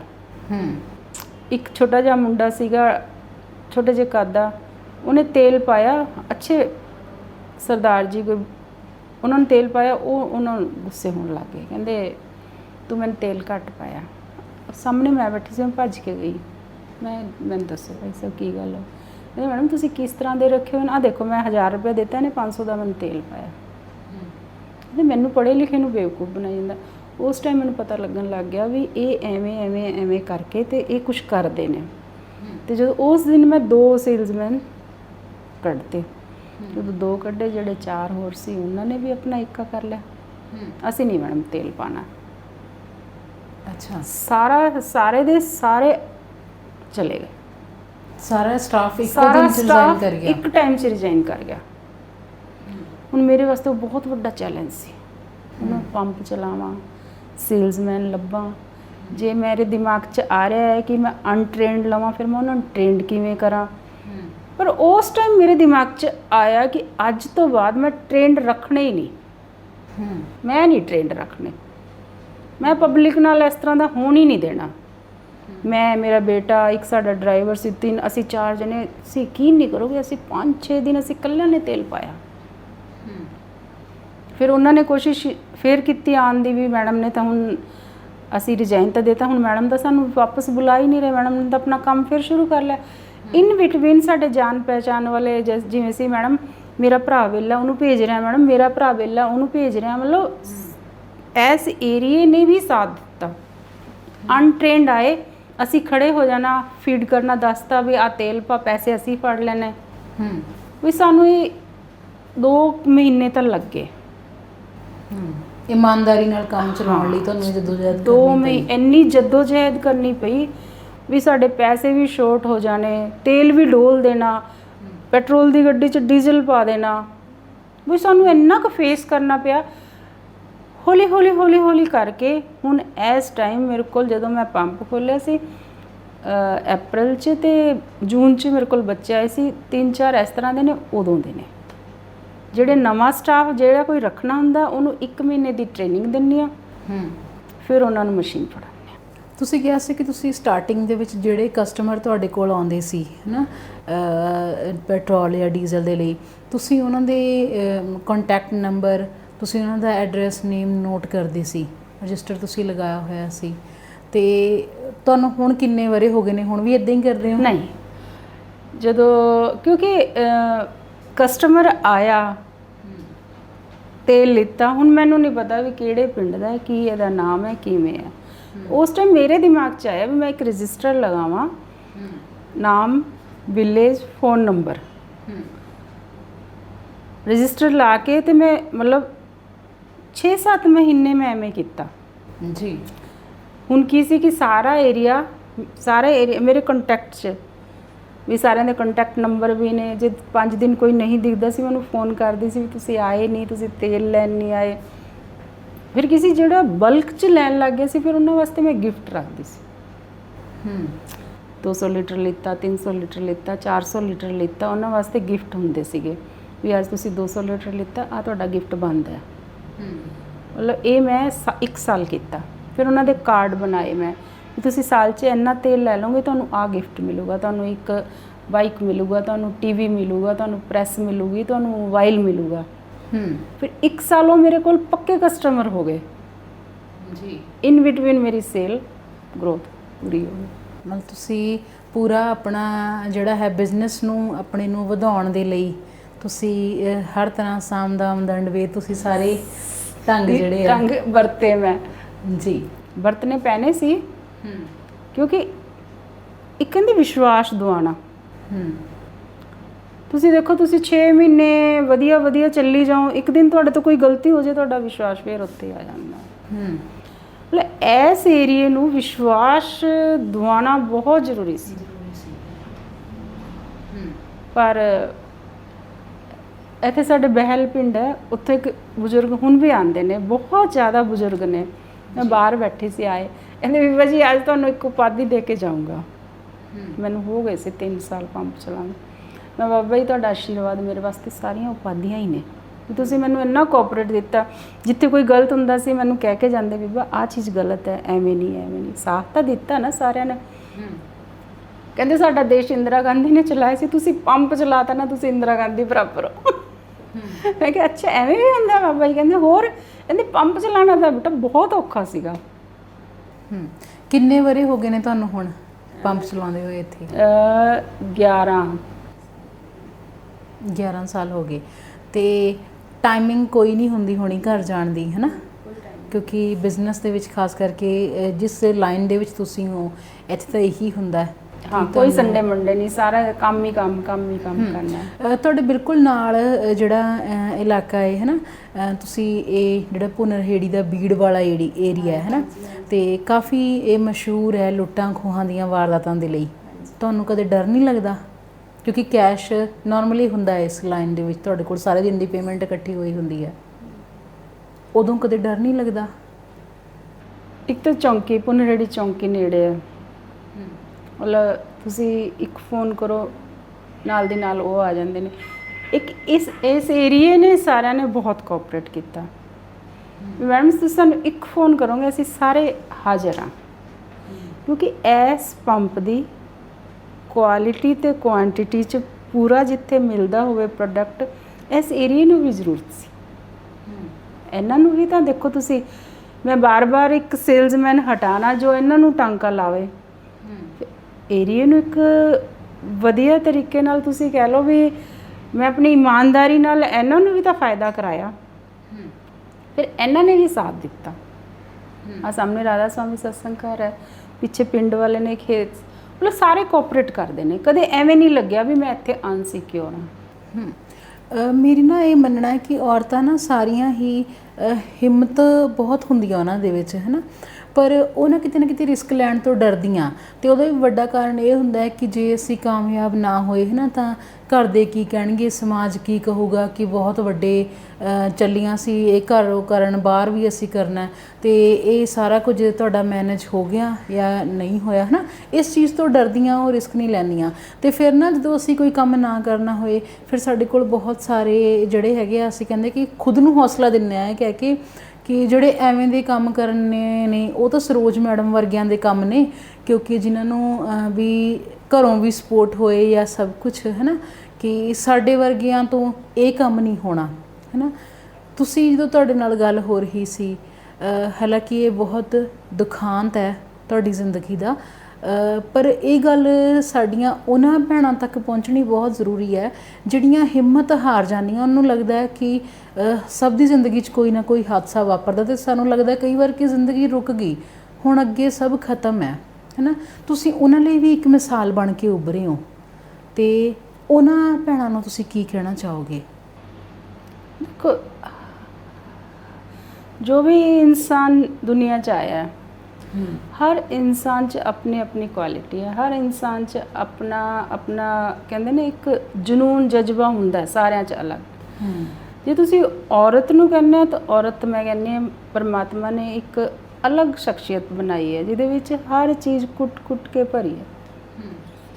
ਉਹ ਹਰ ਚੀਜ਼ ਬਰਦਾਸ਼ਤ ਕਰਦੀ ਹੈ, ਮਤਲਬ ਹਰ ਚੀਜ਼ ਨੂੰ ਉਹ ਬੜੇ ਵਧੀਆ ਢੰਗ ਨਾਲ ਕਰਨਾ ਚਾਹੁੰਦੀ ਹੈ।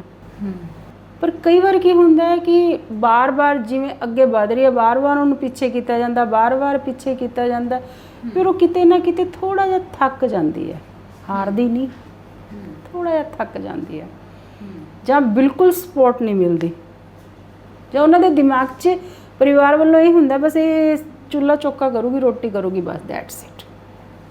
ਪਰ ਮੈਂ ਹਰ ਵਾਰ ਇਹੀ ਕਹਿੰਦੀ ਹਾਂ ਵੀ ਜੇ ਤੁਹਾਡਾ ਕੁਝ ਦਿਲ ਕਰਦਾ ਹੈ ਕਰਨ ਨੂੰ, ਤੁਸੀਂ ਛੋਟੇ ਤੋਂ ਸ਼ੁਰੂ ਕਰ ਲਓ, ਪਰ ਆਪਣੇ ਹਥਿਆਰ ਨਾ ਸੁੱਟੋ ਵੀ ਮੈਂ ਕਰਨਾ ਹੀ ਨਹੀਂ, ਮੈਂ ਕੁਝ ਨਹੀਂ ਕਰਨਾ, ਮੈਨੂੰ ਇਹਨੇ ਇਹ ਕਹਿਤਾ, ਮੈਨੂੰ ਇਹਨੇ ਇਹ ਕਹਿਤਾ। ਕਹਿਣ ਨੂੰ ਸਾਰੇ ਕਹਿਣਗੇ, ਹਰ ਘਰ 'ਚ ਹਰ ਸਮਾਜ 'ਚ ਤੁਸੀਂ ਦੇਖੋ ਕੁਛ ਨਾ ਕੁਛ ਕਹਿਣ ਨੂੰ ਤਿਆਰ ਹੈ ਸਾਰੇ।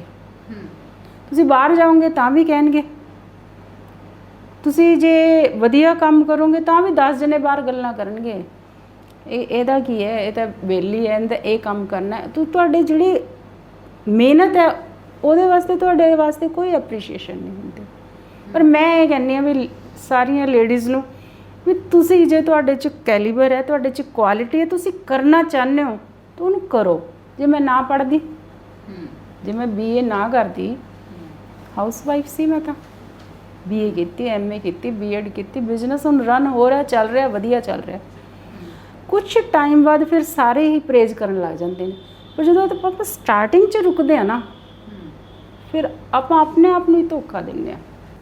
ਤੁਸੀਂ ਇੱਕ ਵਾਰ ਕਿਹਾ ਸੀ ਕਿ ਵਿਚਕਾਰ ਇੱਕ ਐਵੇਂ ਦਾ ਸਮਾਂ ਆਇਆ ਕਿ ਤੁਸੀਂ ਬਿਲਕੁਲ 2-3 ਸਾਲ ਤੁਸੀਂ ਆਪਣੇ ਬਿਜ਼ਨਸ ਵੱਲ ਬਿਲਕੁਲ ਧਿਆਨ ਨਹੀਂ ਦੇ ਪਾਏ, ਤੁਹਾਡਾ ਬਿਜ਼ਨਸ ਘਾਟੇ ਦੇ ਵਿੱਚ ਚਲਾ ਗਿਆ।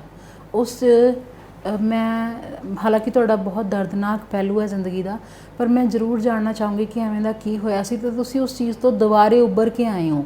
ਇਹ ਬਾਕੀ ਭੈਣਾਂ ਲਈ ਬਹੁਤ ਵੱਡੀ ਮਿਸਾਲ ਹੋਏਗੀ। ਇੱਕ ਮਾਂ ਬਣਨਾ ਪਰਮਾਤਮਾ ਵੱਲੋਂ ਇੱਕ ਬਹੁਤ ਵੱਡਾ ਸਤਿਕਾਰਯੋਗ ਰੁਤਬਾ ਤੁਹਾਨੂੰ ਮਿਲਦਾ।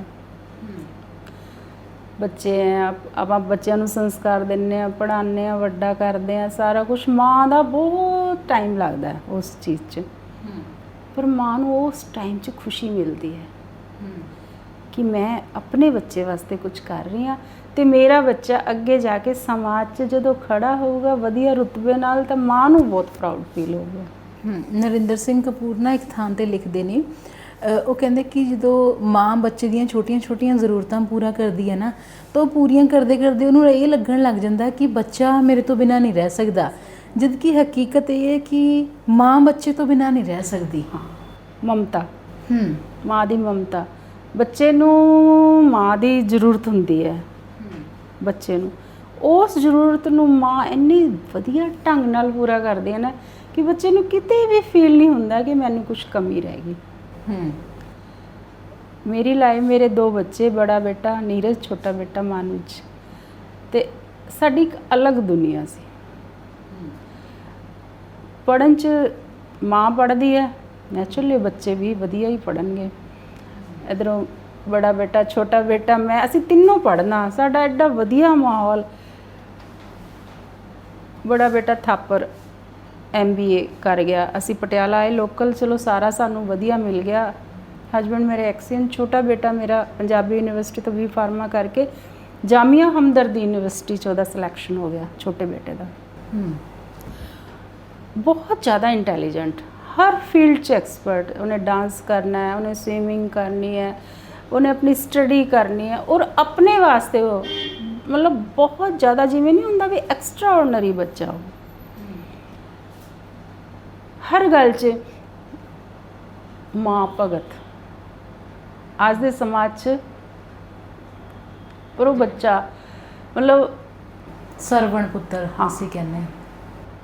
ਹਰ ਚੀਜ਼ ਐਵੇਂ ਦੇਖ ਲੈਣਾ, ਇੱਧਰ ਉੱਧਰ ਦੇਖਣਾ, ਮਾਤਾ ਕੀ ਚਾਹੀਦਾ, ਮਤਲਬ ਮੰਮਾ ਨੇ ਕਦੇ ਕਿਹਾ ਹੀ ਨਹੀਂ ਮਾਤਾ, ਮਤਲਬ ਹਰ ਚੀਜ਼ ਨੂੰ ਉਹ ਬੜੇ ਉਸ ਨਾਲ ਕਹਿੰਦਾ ਹੁੰਦਾ ਸੀ ਆਪਣੇ ਗਰੁੱਪ 'ਚ। ਮੇਰੀ ਮਾਤਾ ਨੇ ਬਹੁਤ ਐਫਰਟਸ ਕੀਤੇ ਨੇ, ਮੇਰੀ ਮਾਤਾ ਨੇ ਬਹੁਤ ਜ਼ਿਆਦਾ ਜੰਗ ਲੜੀ ਹੈ ਆਪਣੇ ਕੈਰੀਅਰ ਵਾਸਤੇ, ਆਪਣੀ ਲਾਈਫ 'ਚ। ਮੈਂ ਤਾਂ ਮੇਰੀ ਮਾਤਾ ਨੂੰ ਬਹੁਤ ਸਲੂਟ ਕਰਦਾ, ਸਾਰਾ ਦਿਨ ਕਰਦਾ ਵੀ ਸੀਗਾ। ਮਤਲਬ ਹਰ ਵਾਰ ਇਹੀ ਗੱਲ ਕਹਿਣਾ ਮੈਂ ਕਹਿਣਾ ਵੀ ਮੈਂ ਹੱਸ ਪੈਣਾ, ਮੈਂ ਕਿਹਾ ਮਨੀ ਐਵੇਂ ਨਹੀਂ ਹੁੰਦਾ। ਨਹੀਂ ਮਾਤਾ, ਤੁਹਾਡੇ ਜਿਵੇਂ ਕੋਈ ਨਹੀਂ ਕਰਦਾ, ਤੁਸੀਂ ਸਾਡਾ ਕਿੰਨਾ ਖਿਆਲ ਰੱਖਦੇ ਹੋ, ਹਰ ਚੀਜ਼ ਤਿਆਰ ਰਹਿੰਦੇ ਹੋ, ਸਾਡਾ ਵੀ ਫਰਜ਼ ਬਣਦਾ ਵੀ ਅਸੀਂ ਤੁਹਾਡੀ ਸੇਵਾ ਕਰੀਏ। ਮੈਂ ਕਿਹਾ ਮਨੀ ਸੇਵਾ ਵਾਲੀ ਤਾਂ ਕੋਈ ਗੱਲ ਨਹੀਂ ਆ, ਸੇਵਾ ਤਾਂ ਮੈਂ ਕਰਵਾਉਣੀ ਨਹੀਂ। ਮਤਲਬ ਇਸ ਤਰ੍ਹਾਂ ਦਾ ਮਾਹੌਲ ਸੀਗਾ ਨਾ ਘਰ 'ਤੇ ਵੀ ਮੈਂ ਤਾਂ 7ਵੇਂ ਅਸਮਾਨ 'ਤੇ ਉੱਡਦੀ ਸੀਗੀ ਵੀ ਮੈਨੂੰ ਤਾਂ ਮੇਰੀ ਲਾਈਫ ਮੈਂ ਕਿਸਮਤ ਵਾਲੀ ਹਾਂ ਵੀ ਮੈਨੂੰ ਇੰਨੇ ਵਧੀਆ ਬੱਚੇ ਮਿਲ ਗਏ, ਹਸਬੈਂਡ ਠੀਕ ਹੈ, ਸਾਰਾ ਘਰ ਵਧੀਆ। ਪਰ ਪਤਾ ਨਹੀਂ ਮੇਰੀ ਲਾਈਫ 'ਚ ਐਵੇਂ ਮੈਂ ਰਿਲੀਜੀਅਸ ਵੀ ਬਹੁਤ ਸੀ, ਬਹੁਤ ਜ਼ਿਆਦਾ ਰਿਲੀਜੀਅਸ ਸੀ ਵੀ ਮੈਨੂੰ ਕਿਤੇ ਦਿਮਾਗ 'ਚ ਐਵੇਂ ਲੱਗਿਆ ਹੀ ਨਹੀਂ ਵੀ ਮੇਰੇ ਨਾਲ ਆਹ ਹਾਦਸਾ ਵੀ ਹੋ ਸਕਦਾ। ਉਹਦੀ ਬਨਾਰਸ ਪਤਾ ਨਹੀਂ ਸਿਕੰਦਰਾਬਾਦ ਉੱਧਰ ਉਹਦੀ ਟ੍ਰੇਨਿੰਗ ਲੱਗੀ ਸੀ ਅਤੇ ਅਸੀਂ ਉਹਨੂੰ ਇੱਥੇ ਲਿਆਏ ਪਟਿਆਲਾ ਜ਼ਬਰਦਸਤੀ। ਨਾਭਾ ਉਹਦੀ ਟ੍ਰੇਨਿੰਗ ਲੱਗ ਗਈ, ਫਸਟ ਡੇ ਸੀ। ਉਸ ਦਿਨ ਅਸੀਂ ਸਵੇਰੇ ਸਾਰੇ ਹੀ ਬੈਠੇ ਸੀਗੇ ਅਤੇ ਉਹਨੇ ਮੇਰੇ ਤੋਂ ਕਿਹਾ, ਕਹਿੰਦੇ ਮਾਤਾ ਵੀ ਮੈਂ ਬਾਹਰ ਜਾਣਾ, ਤੁਸੀਂ ਇੱਕ ਵਾਰ ਯੈਸ ਕਰੋ। ਮੈਂ ਕਦੇ ਯੈਸ ਨਹੀਂ ਕਰਦੀ ਸੀ, ਮੈਂ ਮੇਰੇ ਬੱਚਿਆਂ ਤੋਂ ਦੂਰ ਨਹੀਂ ਰਹਿ ਸਕਦੀ। ਉਸ ਦਿਨ ਮੈਂ ਕਹਿਤਾ, ਮੈਂ ਕਿਹਾ ਹਾਂ ਮਨੀ ਠੀਕ ਹੈ ਤੂੰ ਬਾਹਰ ਜਾ। ਬਹੁਤ ਉੱਚੀ ਉਛਲਿਆ ਉਹ। ਅੱਜ ਤਾਂ ਮੇਰੀ ਮਾਤਾ ਨੇ ਯੈਸ ਕਰਤੀ, ਅੱਜ ਤਾਂ ਦਿਨ ਹੀ ਬਹੁਤ ਚੰਗਾ ਹੈ। ਮੈਂ ਠੀਕ ਹੈ, ਪਰ ਮਾਤਾ ਇੱਕ ਸ਼ਰਤ ਹੈ ਵੀ ਤੁਸੀਂ ਮੇਰੇ ਨਾਲ ਚੱਲੋਗੇ। ਮੈਂ ਚੱਲ ਠੀਕ ਹੈ, ਦੇਖਾਂਗੇ ਟਾਈਮ ਜਿਵੇਂ ਵੀ ਹੋਇਆ। 10 ਵਜੇ ਨੂੰ ਬਾਹਰ ਨਿਕਲਿਆ, ਕਾਰ ਲੈ ਕੇ ਜਾ ਰਿਹਾ ਸੀ। ਮੈਂ ਕਿਹਾ ਚੱਲ ਠੀਕ ਹੈ, ਤੈਨੂੰ ਨੀਰਜ ਛੱਡ ਦੂਗਾ ਬੜਾ ਬੇਟਾ। ਕਹਿੰਦਾ, ਮੈਂ ਕਿਹਾ ਚੱਲ ਠੀਕ ਹੈ ਪਾਪਾ ਵਾਲੀ ਗੱਡੀ ਛੱਡ ਦਿੰਦੇ, ਅੱਜ ਗਰਮੀ ਬਹੁਤ ਹੈ। 4 ਜੂਨ ਦੀ ਗੱਲ। ਲਾਸਟ 'ਚ ਬਾਈਕ 'ਤੇ ਆ ਗਿਆ ਵੀ ਮੈਂ ਬਾਈਕ 'ਤੇ ਜਾਊਂਗਾ। ਸਾਡੀ ਸਰਕਾਰੀ ਕੋਠੀ ਸੀ, ਕਿਚਨ 'ਚੋਂ ਨਿਕਲਿਆ, ਮਾਤਾ ਜਲਦੀ ਆ ਜਾਓ, 2:30 ਵਜੇ ਨੂੰ ਆ ਜਾਓ, ਮੈਂ ਆ ਜਾਊਂਗਾ, ਫਿਰ ਆਪਾਂ ਬਾਜ਼ਾਰ ਚੱਲਾਂਗੇ। ਮੈਂ ਕਿਹਾ ਠੀਕ ਹੈ। 2 ਵਾਰ ਉਹਨੇ ਮੈਨੂੰ ਹੱਕ ਕੀਤਾ, ਮੈਂ ਜਾ ਮਨੀ ਹੁਣ ਤੂੰ ਤਾਂ ਮੈਨੂੰ ਤਿਆਰ ਵੀ ਨਹੀਂ ਹੋਣ ਦਿੰਦੀ। ਮੈਂ ਵੀ ਉੱਧਰੋਂ ਤਿਆਰ ਸੀ। ਜਾਂਦਾ ਉਹਨੇ ਸਲੂਟ ਕਰਤਾ, ਮਾਤਾ ਸ਼ਾਮ ਨੂੰ ਮਿਲਦੇ ਹਾਂ। ਮੈਂ ਠੀਕ ਹੈ। 2:30 ਵਜੇ ਮੈਂ ਘਰ ਚਲੀ ਗਈ ਇੱਥੋਂ। ਮੈਂ ਜਾ ਕੇ ਆਪਣਾ ਗਰਮੀ ਬਹੁਤ ਸੀ, ਮੈਂ ਥੋੜ੍ਹਾ ਬੈਠੀ ਰਿਲੈਕਸ ਹੋਈ। ਮੈਂ ਚੱਲ ਮਨੀ ਆਊਗਾ, ਉਹਦੇ ਨਾਲ ਮੈਂ ਬਾਜ਼ਾਰ ਵੀ ਜਾਣਾ। ਉਹਦੇ ਕੋਲ 2 ਫੋਨ ਸੀ, ਦੂਸਰੇ ਫੋਨ ਤੋਂ ਫੋਨ ਆਇਆ, ਬਹੁਤ ਆਵਾਜ਼ ਆ ਰਹੀਆਂ ਸੀ। ਕਹਿੰਦੇ ਮੈਡਮ ਤੁਹਾਡਾ ਬੇਟਾ। ਮੈਂ ਕਿਹਾ ਹਾਂਜੀ। ਕਹਿੰਦੇ ਰਾਜਿੰਦਰ ਆ ਜਾ। ਪਰ ਮੇਰੇ ਦਿਮਾਗ 'ਚ ਨਹੀਂ ਸੀਗਾ ਵੀ ਐਵੇਂ ਕੁਛ ਹੋ ਜਾਊਗਾ। ਮੈਂ ਜਿਵੇਂ ਬੈਠੀ ਸੀ ਉਵੇਂ ਗੱਡੀ, ਮੇਰੇ ਅੱਗੇ ਐਂਬੂਲੈਂਸ ਸੀਗੀ, ਮੈਨੂੰ ਨਹੀਂ ਪਤਾ ਸੀ ਮੇਰਾ ਬੇਟਾ ਇਸ 'ਚ। ਜਦੋਂ ਰਾਜਿੰਦਰ ਆਪਾਂ 'ਚ ਉਹਨੂੰ ਕੱਢਿਆ ਤਾਂ ਮੈਨੂੰ ਐਵੇਂ ਨਹੀਂ, ਬਿਲਕੁਲ 1% ਵੀ ਨਹੀਂ ਲੱਗਿਆ ਵੀ ਇਹਦੇ ਨਾਲ ਐਡਾ ਹਾਦਸਾ ਹੋ ਚੁੱਕਿਆ। ਠੀਕ ਹੋ ਜਾਊਗਾ। ਉੱਥੇ ਉਹਨਾਂ ਨੇ ਕਹਿ ਦਿੱਤਾ, ਕਹਿੰਦੇ ਮੈਮ ਹੋਰ ਕਿਤੇ ਲੈ ਜਾਓ। ਫਿਰ ਮੈਂ ਅਮਰ 'ਚ ਲੈ ਕੇ ਆਈ। ਇਨ ਬਿਟਵੀਨ ਮੇਰੇ ਨਾ ਬੇਟੇ ਦਾ ਫੋਨ ਮਿਲੇ ਨਾ ਹਸਬੈਂਡ ਦਾ। ਅਮਰ 'ਚ ਐਡਮਿਟ ਕਰਾਤਾ ਉਹਨੂੰ। ਸਾਰੇ ਆਏ, ਜਦੋਂ ਡਾਕਟਰ ਨੇ ਸਿਵਲ ਲਾਇਆ ਨਾ, ਬਸ ਮੈਂ ਨਹੀਂ 6 ਮਹੀਨੇ ਰੋਈ। ਬਸ ਇੱਕੋ ਹੀ ਗੱਲ ਕਹੀ, ਮੈਂ ਪਰਮਾਤਮਾ ਕਿਸੇ ਮਾਂ ਨਾਲ ਐਵੇਂ ਨਾ ਕਰੇ। ਤੇ ਕੁਝ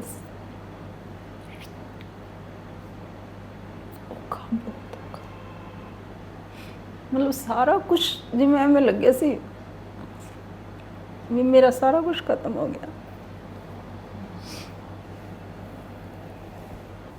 ਕਹਿੰਦੇ ਨਾ ਮਾਵਾਂ ਦੇ ਵਿੱਚ ਬਹੁਤ ਤਾਕਤ ਹੁੰਦੀ ਹੈ ਨਾ। ਜਦੋਂ ਕੁੜੀਆਂ ਹੁੰਦੀਆਂ ਤਾਂ ਕਾਕਰੋਚ ਤੋਂ ਵੀ ਡਰਦੀਆਂ, ਮਾਂ ਬਣ ਜਾਂਦੀਆਂ ਤਾਂ ਸੱਪ ਵੀ ਮਾਰ ਦਿੰਦੀਆਂ, ਸਾਡੇ ਬੱਚੇ ਨੂੰ ਕੋਈ ਤਕਲੀਫ ਨਾ ਹੋਏ, ਹੈ ਨਾ। ਅਤੇ ਕੋਈ ਮਾਂ ਪਿਓ ਨਹੀਂ ਇਹ ਚਾਹੁੰਦੇ ਕਿ ਉਹਨਾਂ ਜਿਨ੍ਹਾਂ ਦੇ ਮੋਢਿਆਂ 'ਤੇ ਉਹਨਾਂ ਨੇ ਜਾਣਾ, ਉਹਨਾਂ ਨੂੰ ਸਾਨੂੰ ਇਹ ਕਰਨਾ ਪਏ, ਹੈ ਨਾ। ਅਤੇ ਇੱਕ ਔਰਤ ਜਦੋਂ ਇਹ ਸਭ ਕੁਝ ਬਰਦਾਸ਼ਤ ਕਰਦੀ ਹੈ ਨਾ, ਤਾਂ ਅਸੀਂ ਕਹਿੰਦੇ ਕਿ ਕਈ ਵਾਰ ਸਾਡਾ ਆਪਾ ਵੀ ਮਰ ਜਾਂਦਾ ਹੁੰਦਾ, ਅਸੀਂ ਮਰੇ ਮਨ ਨਾਲ ਫਿਰ ਅੱਗੇ ਵਧਦੇ ਹਾਂ। ਤੁਸੀਂ ਬਹੁਤ ਸੰਘਰਸ਼ ਕੀਤਾ, ਉਸ ਦੌਰ ਦੇ ਵਿੱਚੋਂ ਤੁਸੀਂ ਦੁਬਾਰਾ ਉੱਠੇ, ਹੈ ਨਾ। ਪਰ ਫਿਰ ਤੁਹਾਨੂੰ ਕਿਹੜੀ ਉਹ ਚੀਜ਼ ਸੀ ਜਿਹਨੇ ਤੁਹਾਨੂੰ ਦੁਬਾਰਾ, ਕਿ ਤੁਸੀਂ ਕਿਹਾ ਕਿ ਇੱਕ ਵਾਰ ਮੇਰਾ ਬਿਜ਼ਨਸ ਬਿਲਕੁਲ ਡੁੱਬ ਗਿਆ ਸੀ, ਫਿਰ ਉਹ ਕੀ ਚੀਜ਼ ਸੀ ਜਿਨੇ ਇੱਕ ਮਾਂ ਨੂੰ ਇੱਕ ਸ਼ੇਰਨੀ ਬਣਾਇਆ ਕਿ ਤੂੰ ਦੁਬਾਰਾ ਖੜੇ ਹੋਣਾ?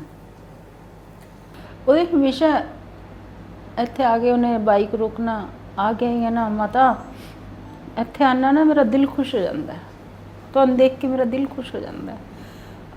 ਮਤਲਬ ਉਹਦੀ ਹਮੇਸ਼ਾ ਇਹੀ ਵਰਡਿੰਗ। ਮੈਨੂੰ 3-4 ਸਾਲ ਲੱਗ ਗਏ।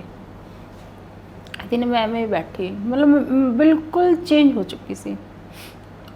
ਕਿੱਥੇ ਮੇਰਾ 75 weight ਸੀ, ਮੇਰਾ ਸਿਰਫ 48 weight ਰਹਿ ਗਿਆ ਸੀ। ਬਿਲਕੁਲ ਕੋਈ ਨਹੀਂ ਕਹਿੰਦਾ ਸੀ ਵੀ ਬਚੂਗੀ।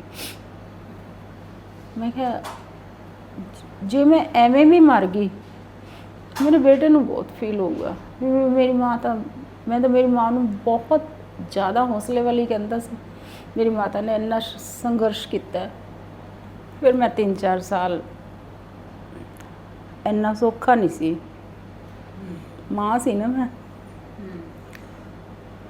ਐਵੇਂ ਲੱਗਦਾ ਸੀ ਜਿਵੇਂ ਹੈਂਡੀਕੈਪ ਹੋ ਗਈ, ਮੈਂ ਹੁਣ ਕੁਛ ਨਹੀਂ ਕਰ ਸਕਦੀ। ਕਿਉਂਕਿ 2-3 ਸਾਲ ਮੈਂ ਘਰੋਂ ਨਹੀਂ ਨਿਕਲੀ ਸੀ ਬਾਹਰ। ਫਸਟ ਟਾਈਮ ਜਦੋਂ ਮਾਰਕੀਟ ਗਈ ਮੈਂ ਫਟਾਫਟ ਘਰ ਲੈ ਚਲੀ। ਉਸ ਤੋਂ ਬਿਨਾਂ ਮੈਨੂੰ ਨਹੀਂ ਲੱਗਦਾ ਸੀ ਮੈਂ ਇੱਕ ਕਦਮ ਵੀ ਚੱਲ ਸਕਦੀ ਹਾਂ, ਮੈਨੂੰ ਨਹੀਂ ਲੱਗਦਾ ਸੀਗਾ। ਪਰ ਫਿਰ ਕਿਤੇ ਨਾ ਕਿਤੇ ਮੈਨੂੰ ਦੂਸਰੇ ਬੇਟੇ ਵੱਲ ਵੀ ਦੇਖਣਾ ਪਿਆ। ਫਿਰ ਇੱਕ ਹਾਦਸਾ ਹੋਇਆ ਇਨ ਬਿਟਵੀਨ। ਉਹ ਕਹਿੰਦੇ ਵੀ ਸਾਡੇ ਇੱਕੋ ਹੀ ਸੀ, ਇੱਕ ਬੇਟਾ ਪੂਰਾ ਹੋ ਗਿਆ। ਮੈਂ ਕਿਹਾ ਚਲ ਤੇਰੇ ਤਾਂ 2 ਨੇ। ਮਤਲਬ ਮੈਨੂੰ ਕੋਈ ਨਹੀਂ ਪਹਿਚਾਣਦਾ ਸੀਗਾ, ਬਿਲਕੁਲ ਕੁਛ ਅਲੱਗ ਹੀ ਸਰੋਜ ਬਣ ਗਈ ਸੀ। ਫਿਰ ਮੈਂ ਉੱਠੀ, ਆਪਣੇ ਆਪ ਨੂੰ ਉਠਾਇਆ, ਮੈਂ ਚੱਲ ਖੜੀ ਹੋ ਹੁਣ। ਉਹ ਉੱਠਣਾ ਬਹੁਤ ਔਖਾ ਸੀ। ਤੁਸੀਂ ਕਹਿੰਦੇ ਫਰਸ਼ ਤੋਂ ਅਰਸ਼, ਅਰਸ਼ ਤੋਂ ਫਰਸ਼ ਹੁੰਦੇ ਟਾਈਮ ਦੇ ਨਹੀਂ ਲੱਗਦੀ, ਬਹੁਤ ਔਖਾ ਸੀ ਜੀ। ਫਿਰ ਮੈਂ ਵਾਪਸ ਆਪਣੀ ਉਸ ਤਰ੍ਹਾਂ ਦੀ ਲੁੱਕ 'ਚ ਆਈ, ਜਿਵੇਂ ਮੈਂ ਕਟਿੰਗ ਰੱਖਦੀ ਹਾਂ ਉਵੇਂ ਮੈਂ ਆਪਣਾ ਕੀਤਾ, ਉਵੇਂ ਫਿਰ ਮੈਂ ਪੰਪ 'ਤੇ ਆਈ। ਪੰਪ 'ਤੇ ਆ ਕੇ ਜਦੋਂ ਮੈਂ ਰਜਿਸਟਰ ਖੋਲ੍ਹਿਆ ਨਾ, ਮੇਰੇ ਤੋਂ ਇੱਕ ਅੱਖਰ ਨਹੀਂ ਲਿਖਿਆ ਗਿਆ। ਮੈਨੂੰ ਆਪਣਾ ਰਜਿਸਟਰ ਫਿਲ ਕਰਨ 'ਚ 1.5 ਮਹੀਨਾ ਲੱਗਿਆ। ਮੈਨੂੰ ਬਾਹਰ ਨਹੀਂ, ਮੈਂ ਕਿਸੇ ਨੂੰ ਫੇਸ ਨਹੀਂ ਕਰਦੀ ਸੀ। ਮੌਸਮ ਵਧੀਆ ਸੀ, ਧੁੱਪ ਸੀ, ਮੈਂ ਬਾਹਰ ਬੈਠੀ, ਬਹੁਤ ਮੀਂਹ ਪਏ ਸੀਗੇ, ਸਾਰੀ ਫਸਲਾਂ ਖਰਾਬ ਹੋ ਗਈਆਂ ਸੀ, ਝੋਨਾ। ਬਾਹਰ ਇੱਕ ਕਸਟਮਰ ਆਏ, ਬਜ਼ੁਰਗ ਜਿਹੇ ਸੀਗੇ, ਕਹਿੰਦੇ ਮੈਮ, ਕਹਿੰਦੇ 6 ਮਹੀਨੇ ਲਾਤੇ, ਕਹਿੰਦੇ ਬੱਚਿਆਂ ਜਿਵੇਂ ਪਾਲੀ ਸੀ ਪਰ ਕਹਿੰਦੇ ਸਾਰੀ ਖਰਾਬ ਹੋ ਗਈ। ਕਹਿੰਦੇ ਮੇਰਾ ਤਾਂ ਇਹ ਜੀ ਕਰਦਾ ਮੈਂ ਆਤਮਦਾਹ ਕਰ ਲਾਂ, ਆਤਮ ਹੱਤਿਆ ਕਰ ਲਾਂ। ਉਹਨੇ ਮੈਨੂੰ ਇਸ ਤਰ੍ਹਾਂ ਦੀ ਵਰਡਿੰਗ। ਮੈਂ ਬੈਠਾ, ਪਾਣੀ ਪਿਆਇਆ। ਮੈਂ ਕਿਹਾ 6 ਮਹੀਨੇ ਫਸਲ ਤਿਆਰ ਹੋਈ ਸੀ ਨਾ, ਮੈਂ 25 ਸਾਲ ਫਸਲ ਤਿਆਰ ਕੀਤੀ ਸੀ। ਮੈਂ ਜਦੋਂ ਫਲ ਦੇਣ ਦਾ ਟਾਈਮ ਸੀ ਉਦੋਂ ਚਲਾ ਗਿਆ ਸੀ। ਪਰ ਮੈਂ ਤਾਂ ਨਹੀਂ ਕਿਹਾ ਵੀ ਮੈਂ ਮਰ ਜੂੰਗੀ, ਤੁਹਾਡੇ ਵਿੱਚ ਬੈਠੀ ਹਾਂ। ਕਹਿੰਦੇ ਵੀ ਭਾਈ, ਕਹਿੰਦੇ ਤੁਹਾਡਾ ਦੁੱਖ ਤਾਂ ਸਾਡਾ ਵਾਲਾ ਦੁੱਖ ਤੁਹਾਡੇ ਅੱਗੇ ਕੁਛ ਵੀ ਨਹੀਂ। ਮੈਂ ਤੁਹਾਨੂੰ ਸਾਰਿਆਂ ਨੂੰ ਫੇਸ ਕਰਦੀ ਹਾਂ, ਤੁਹਾਨੂੰ ਸਾਰਿਆਂ ਨੂੰ ਮਿਲਦੀ ਹਾਂ, ਤੁਹਾਨੂੰ ਸਾਰਿਆਂ ਨਾਲ ਗੱਲ ਕਰਦੀ ਹਾਂ, ਪਰ ਜਿਹੜੀ ਤੁਸੀਂ ਹੁਣ ਇਹ ਗੱਲ ਕਹੀ ਹੈ ਨਾ, ਇਹ ਨਾ ਕਹਿਓ ਕਦੇ ਵੀ।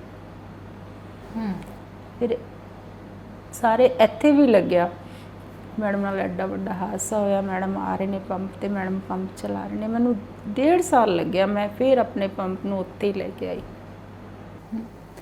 ਬਹੁਤ ਹਿੰਮਤ ਹੈ ਤੁਹਾਡੇ ਅੰਦਰ, ਹੈ ਨਾ।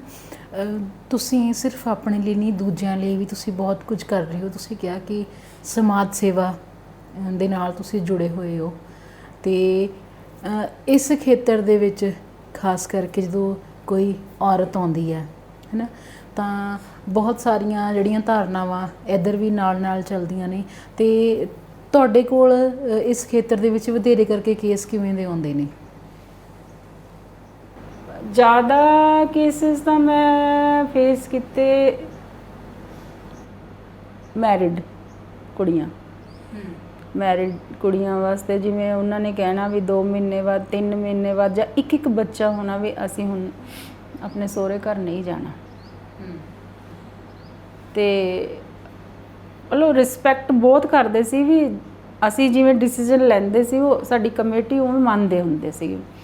ਅਸੀਂ ਜਾ ਕੇ ਇੰਡੀਵਿਜੂਅਲੀ ਕੁੜੀ ਨੂੰ ਮਿਲਣਾ, ਇੰਡੀਵਿਜੂਅਲੀ ਮੁੰਡੇ ਵਾਲਿਆਂ ਨੂੰ ਮਿਲਣਾ, ਉਹਨਾਂ ਦੇ ਘਰ ਜਾਣਾ ਵੀ ਕਿਸੇ ਨੂੰ ਕੋਈ ਫੀਲ ਨਾ ਹੋਵੇ। ਪਰ ਜੋ ਕੈਲਕੂਲੇਸ਼ਨ ਅਸੀਂ ਕਰਦੇ ਸੀਗੇ, ਮੋਸਟਲੀ ਜਿਹੜੀਆਂ ਕੁੜੀਆਂ ਨਾ ਉਹਨਾਂ ਨੂੰ ਮਿਸਗਾਈਡ ਕੀਤਾ ਜਾਂਦਾ, ਕੁੜੀਆਂ ਨੂੰ।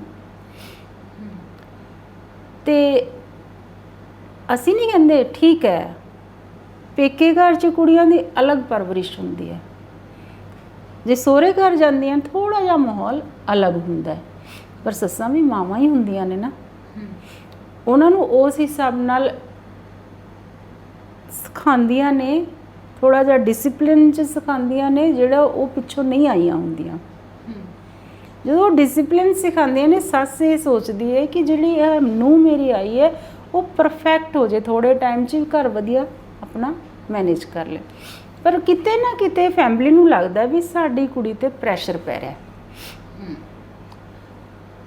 ਦੇਖੋ ਮੈਂ ਐਵੇਂ ਨਹੀਂ ਕਹਿੰਦੀ ਵੀ ਸਹੁਰੇ ਘਰ ਜਾ ਕੇ ਹੀ ਸਾਰੀਆਂ ਸਖਤਾਈਆਂ ਹੁੰਦੀਆਂ ਨੇ।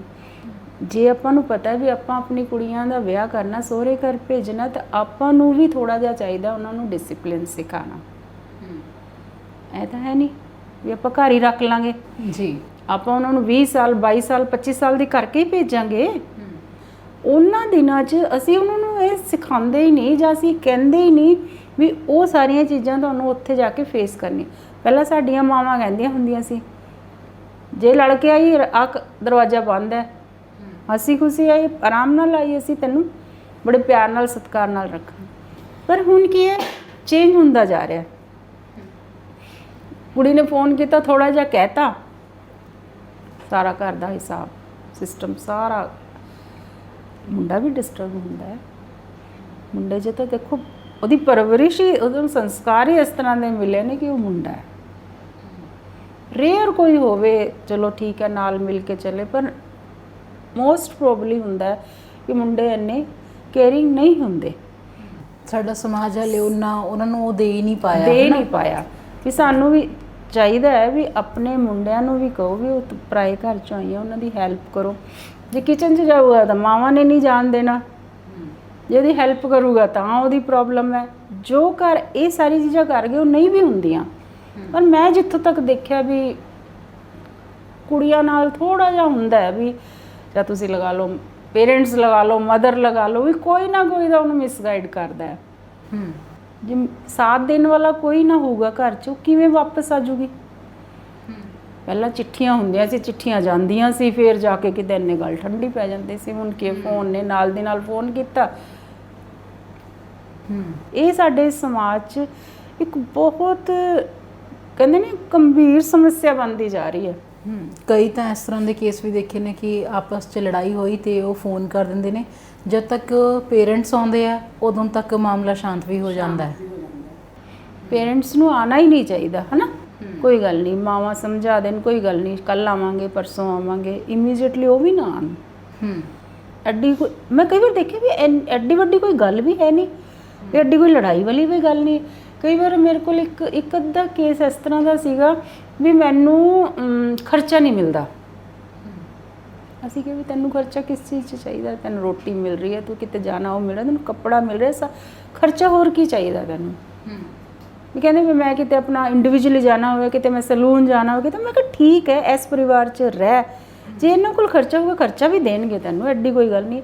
ਪਰ ਜਿਹੜਾ ਪਰਿਵਾਰ, ਇੱਕ ਮਾਂ ਨੂੰ ਪਤਾ ਵੀ ਮੈਂ ਮੇਰਾ ਘਰ ਕਿਵੇਂ ਚਲਾ ਰਹੀ ਹਾਂ, ਮੇਰੇ ਘਰ 'ਚ 15,000 ਰੁਪਇਆ ਆਉਂਦਾ, ਮੇਰਾ 16,000 ਖਰਚਾ ਹੈਗਾ, ਮੈਂ ਉਹ ਨਹੀਂ ਦੇ ਪਾਊ, ਕਿਵੇਂ ਦੇਊਗੀ ਉਹ।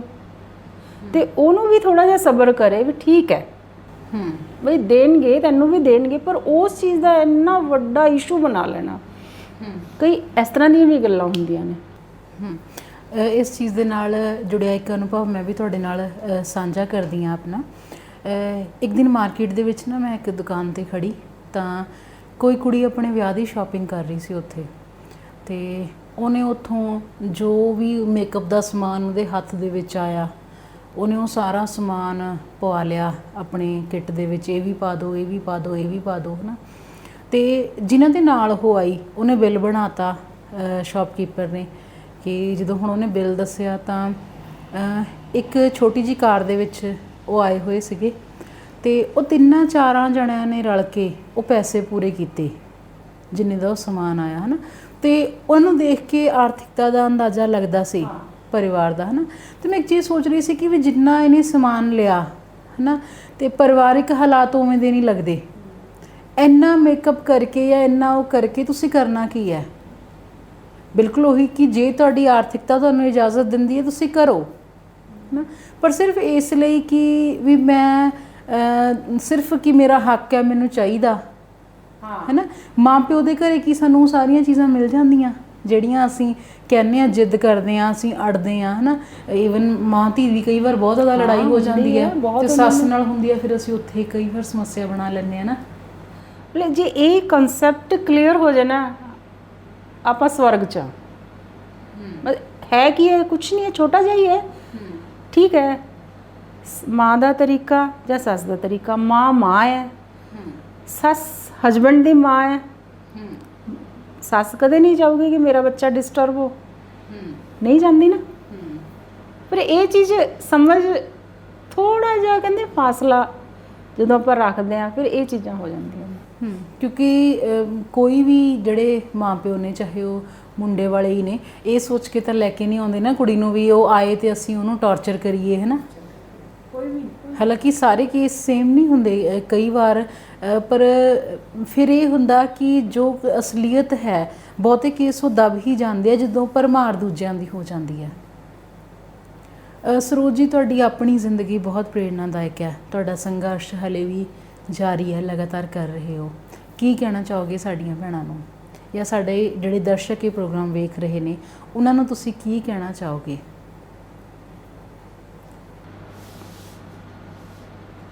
शिक्षा और संस्कार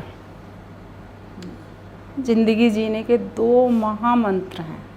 शिक्षा और संस्कार जिंदगी जीने के 2 महामंत्र हैं। शिक्षा हमें झुकने नहीं देगी और संस्कार हमें गिरने नहीं देंगे। सारे समाज को यही कहना चाहती हूँ लास्ट में। जे सारे शिक्षित ने, वधिया शिक्षा मिल गई, वधिया संस्कार मिल गए, कोई कुछ नहीं होना। जिन्नियां भी कुड़ियां, जिन्नियां भी लेडीज़ पढ़ो लिखो, जिन्नियां मावां अपने बच्चों ਨੂੰ ਵਧੀਆ ਸੰਸਕਾਰ ਦਿਓ। ਆਪਾਂ ਨੂੰ ਕਿਤੇ ਝੁਕਣ ਦੀ ਲੋੜ ਨਹੀਂ। ਜਿਹੜੇ ਕੁਝ ਇਸ ਤਰ੍ਹਾਂ ਦੇ ਹਾਦਸੇ ਹੁੰਦੇ ਨੇ, ਰੇਪ ਹੋ ਗਿਆ, ਇਹ ਹੋ ਗਿਆ, ਉਹ ਹੋ ਗਿਆ, ਸੰਸਕਾਰ ਤੁਹਾਨੂੰ ਕਿਤੇ ਵੀ ਗਿਰਨ ਨਹੀਂ ਦੇਣਗੇ। ਮੇਰਾ ਇਹੀ ਸੰਦੇਸ਼ ਹੈ ਸਾਰਿਆਂ ਨੂੰ। ਜੀ, ਬਹੁਤ ਚੰਗਾ ਲੱਗਿਆ ਸਾਨੂੰ ਤੁਹਾਡੇ ਨਾਲ, ਅਸੀਂ ਤੁਹਾਡੇ ਕੋਲ ਆਏ, ਤੁਹਾਡੇ ਨਾਲ ਗੱਲ ਕੀਤੀ। ਖਾਸ ਕਰਕੇ ਤੁਹਾਡੀ ਜ਼ਿੰਦਗੀ ਵਧੇਰੇ ਪ੍ਰੇਰਨਾਦਾਇਕ ਹੈ। ਬਹੁਤ ਸਾਰੀਆਂ ਸਾਡੀਆਂ ਜਿਹੜੀਆਂ ਭੈਣਾਂ ਨੇ, ਕਿਉਂਕਿ ਮੈਂ ਖਾਸ ਕਰਕੇ ਔਰਤਾਂ ਦੀ ਗੱਲ ਤਾਂ ਕਰ ਰਹੀ ਹਾਂ ਕਿਉਂਕਿ ਫਿਰ ਉਹੀ ਗੱਲ ਕਿ ਹਿੰਮਤ ਬਹੁਤ ਹੁੰਦੀ ਹੈ ਉਹਨਾਂ 'ਚ, ਪਰ ਉਹ ਰਿਸਕ ਲੈਣ ਤੋਂ ਡਰਦੀਆਂ ਨੇ। ਤੁਸੀਂ ਉਹਨਾਂ ਲਈ ਪ੍ਰੇਰਨਾ ਹੋ। ਤੁਸੀਂ ਸਾਨੂੰ ਸਮਾਂ ਦਿੱਤਾ, ਤੁਹਾਡਾ ਬਹੁਤ ਬਹੁਤ ਧੰਨਵਾਦ। ਸੋ ਦੋਸਤੋ, ਜ਼ਿੰਦਗੀ ਕਦੇ ਵੀ ਦੁਬਾਰਾ ਸ਼ੁਰੂ ਕੀਤੀ ਜਾ ਸਕਦੀ ਹੈ। ਅਸੀਂ ਕਦੇ ਵੀ ਇੰਨੇ ਲੇਟ ਨਹੀਂ ਹੁੰਦੇ ਕਿ ਸਾਡੇ ਕੋਲ ਦੂਜਾ ਮੌਕਾ ਹੀ ਨਾ ਹੋਏ। ਇਹ ਸਾਡੇ 'ਤੇ ਨਿਰਭਰ ਕਰਦਾ ਹੈ ਕਿ ਅਸੀਂ ਕਿਵੇਂ ਲੈਂਦੇ ਹਾਂ, ਕਿ ਅਸੀਂ ਹਾਲਾਤਾਂ ਨੂੰ ਆਪਣੇ ਮੁਤਾਬਕ ਬਣਾਉਂਦੇ ਹਾਂ ਕਿ ਅਸੀਂ ਉਹਨਾਂ ਦੇ ਮੁਤਾਬਕ ਚੱਲਦੇ ਹਾਂ। ਕਦੇ ਵੀ ਜ਼ਿੰਦਗੀ ਦੇ ਵਿੱਚ ਹਾਰ ਨਾ ਮੰਨੋ। ਜ਼ਿੰਦਗੀ ਜੇਕਰ ਇੱਕ ਦਰਵਾਜ਼ਾ ਬੰਦ ਕਰਦੀ ਹੈ ਤਾਂ ਦੂਸਰਾ ਦਰਵਾਜ਼ਾ ਤੁਹਾਡੇ ਲਈ ਖੁੱਲ੍ਹਾ ਹੁੰਦਾ। ਅਸੀਂ ਬਸ ਉਹਨੂੰ ਖਟਖਟਾ ਕੇ ਵੇਖਦੇ ਹੀ ਨਹੀਂ ਕਿ ਉੱਥੇ ਸਾਡੇ ਲਈ ਕੀ ਨਵਾਂ ਉਡੀਕ ਰਿਹਾ ਹੈ। ਇਸ ਦੇ ਨਾਲ ਹੀ ਅੱਜ ਦਾ ਪ੍ਰੋਗਰਾਮ ਖਤਮ ਕਰਨ ਦੀ ਮੈਨੂੰ ਦਿਓ ਇਜਾਜ਼ਤ। ਮਿਲਦੇ ਹਾਂ ਅਗਲੇ ਪ੍ਰੋਗਰਾਮ 'ਚ।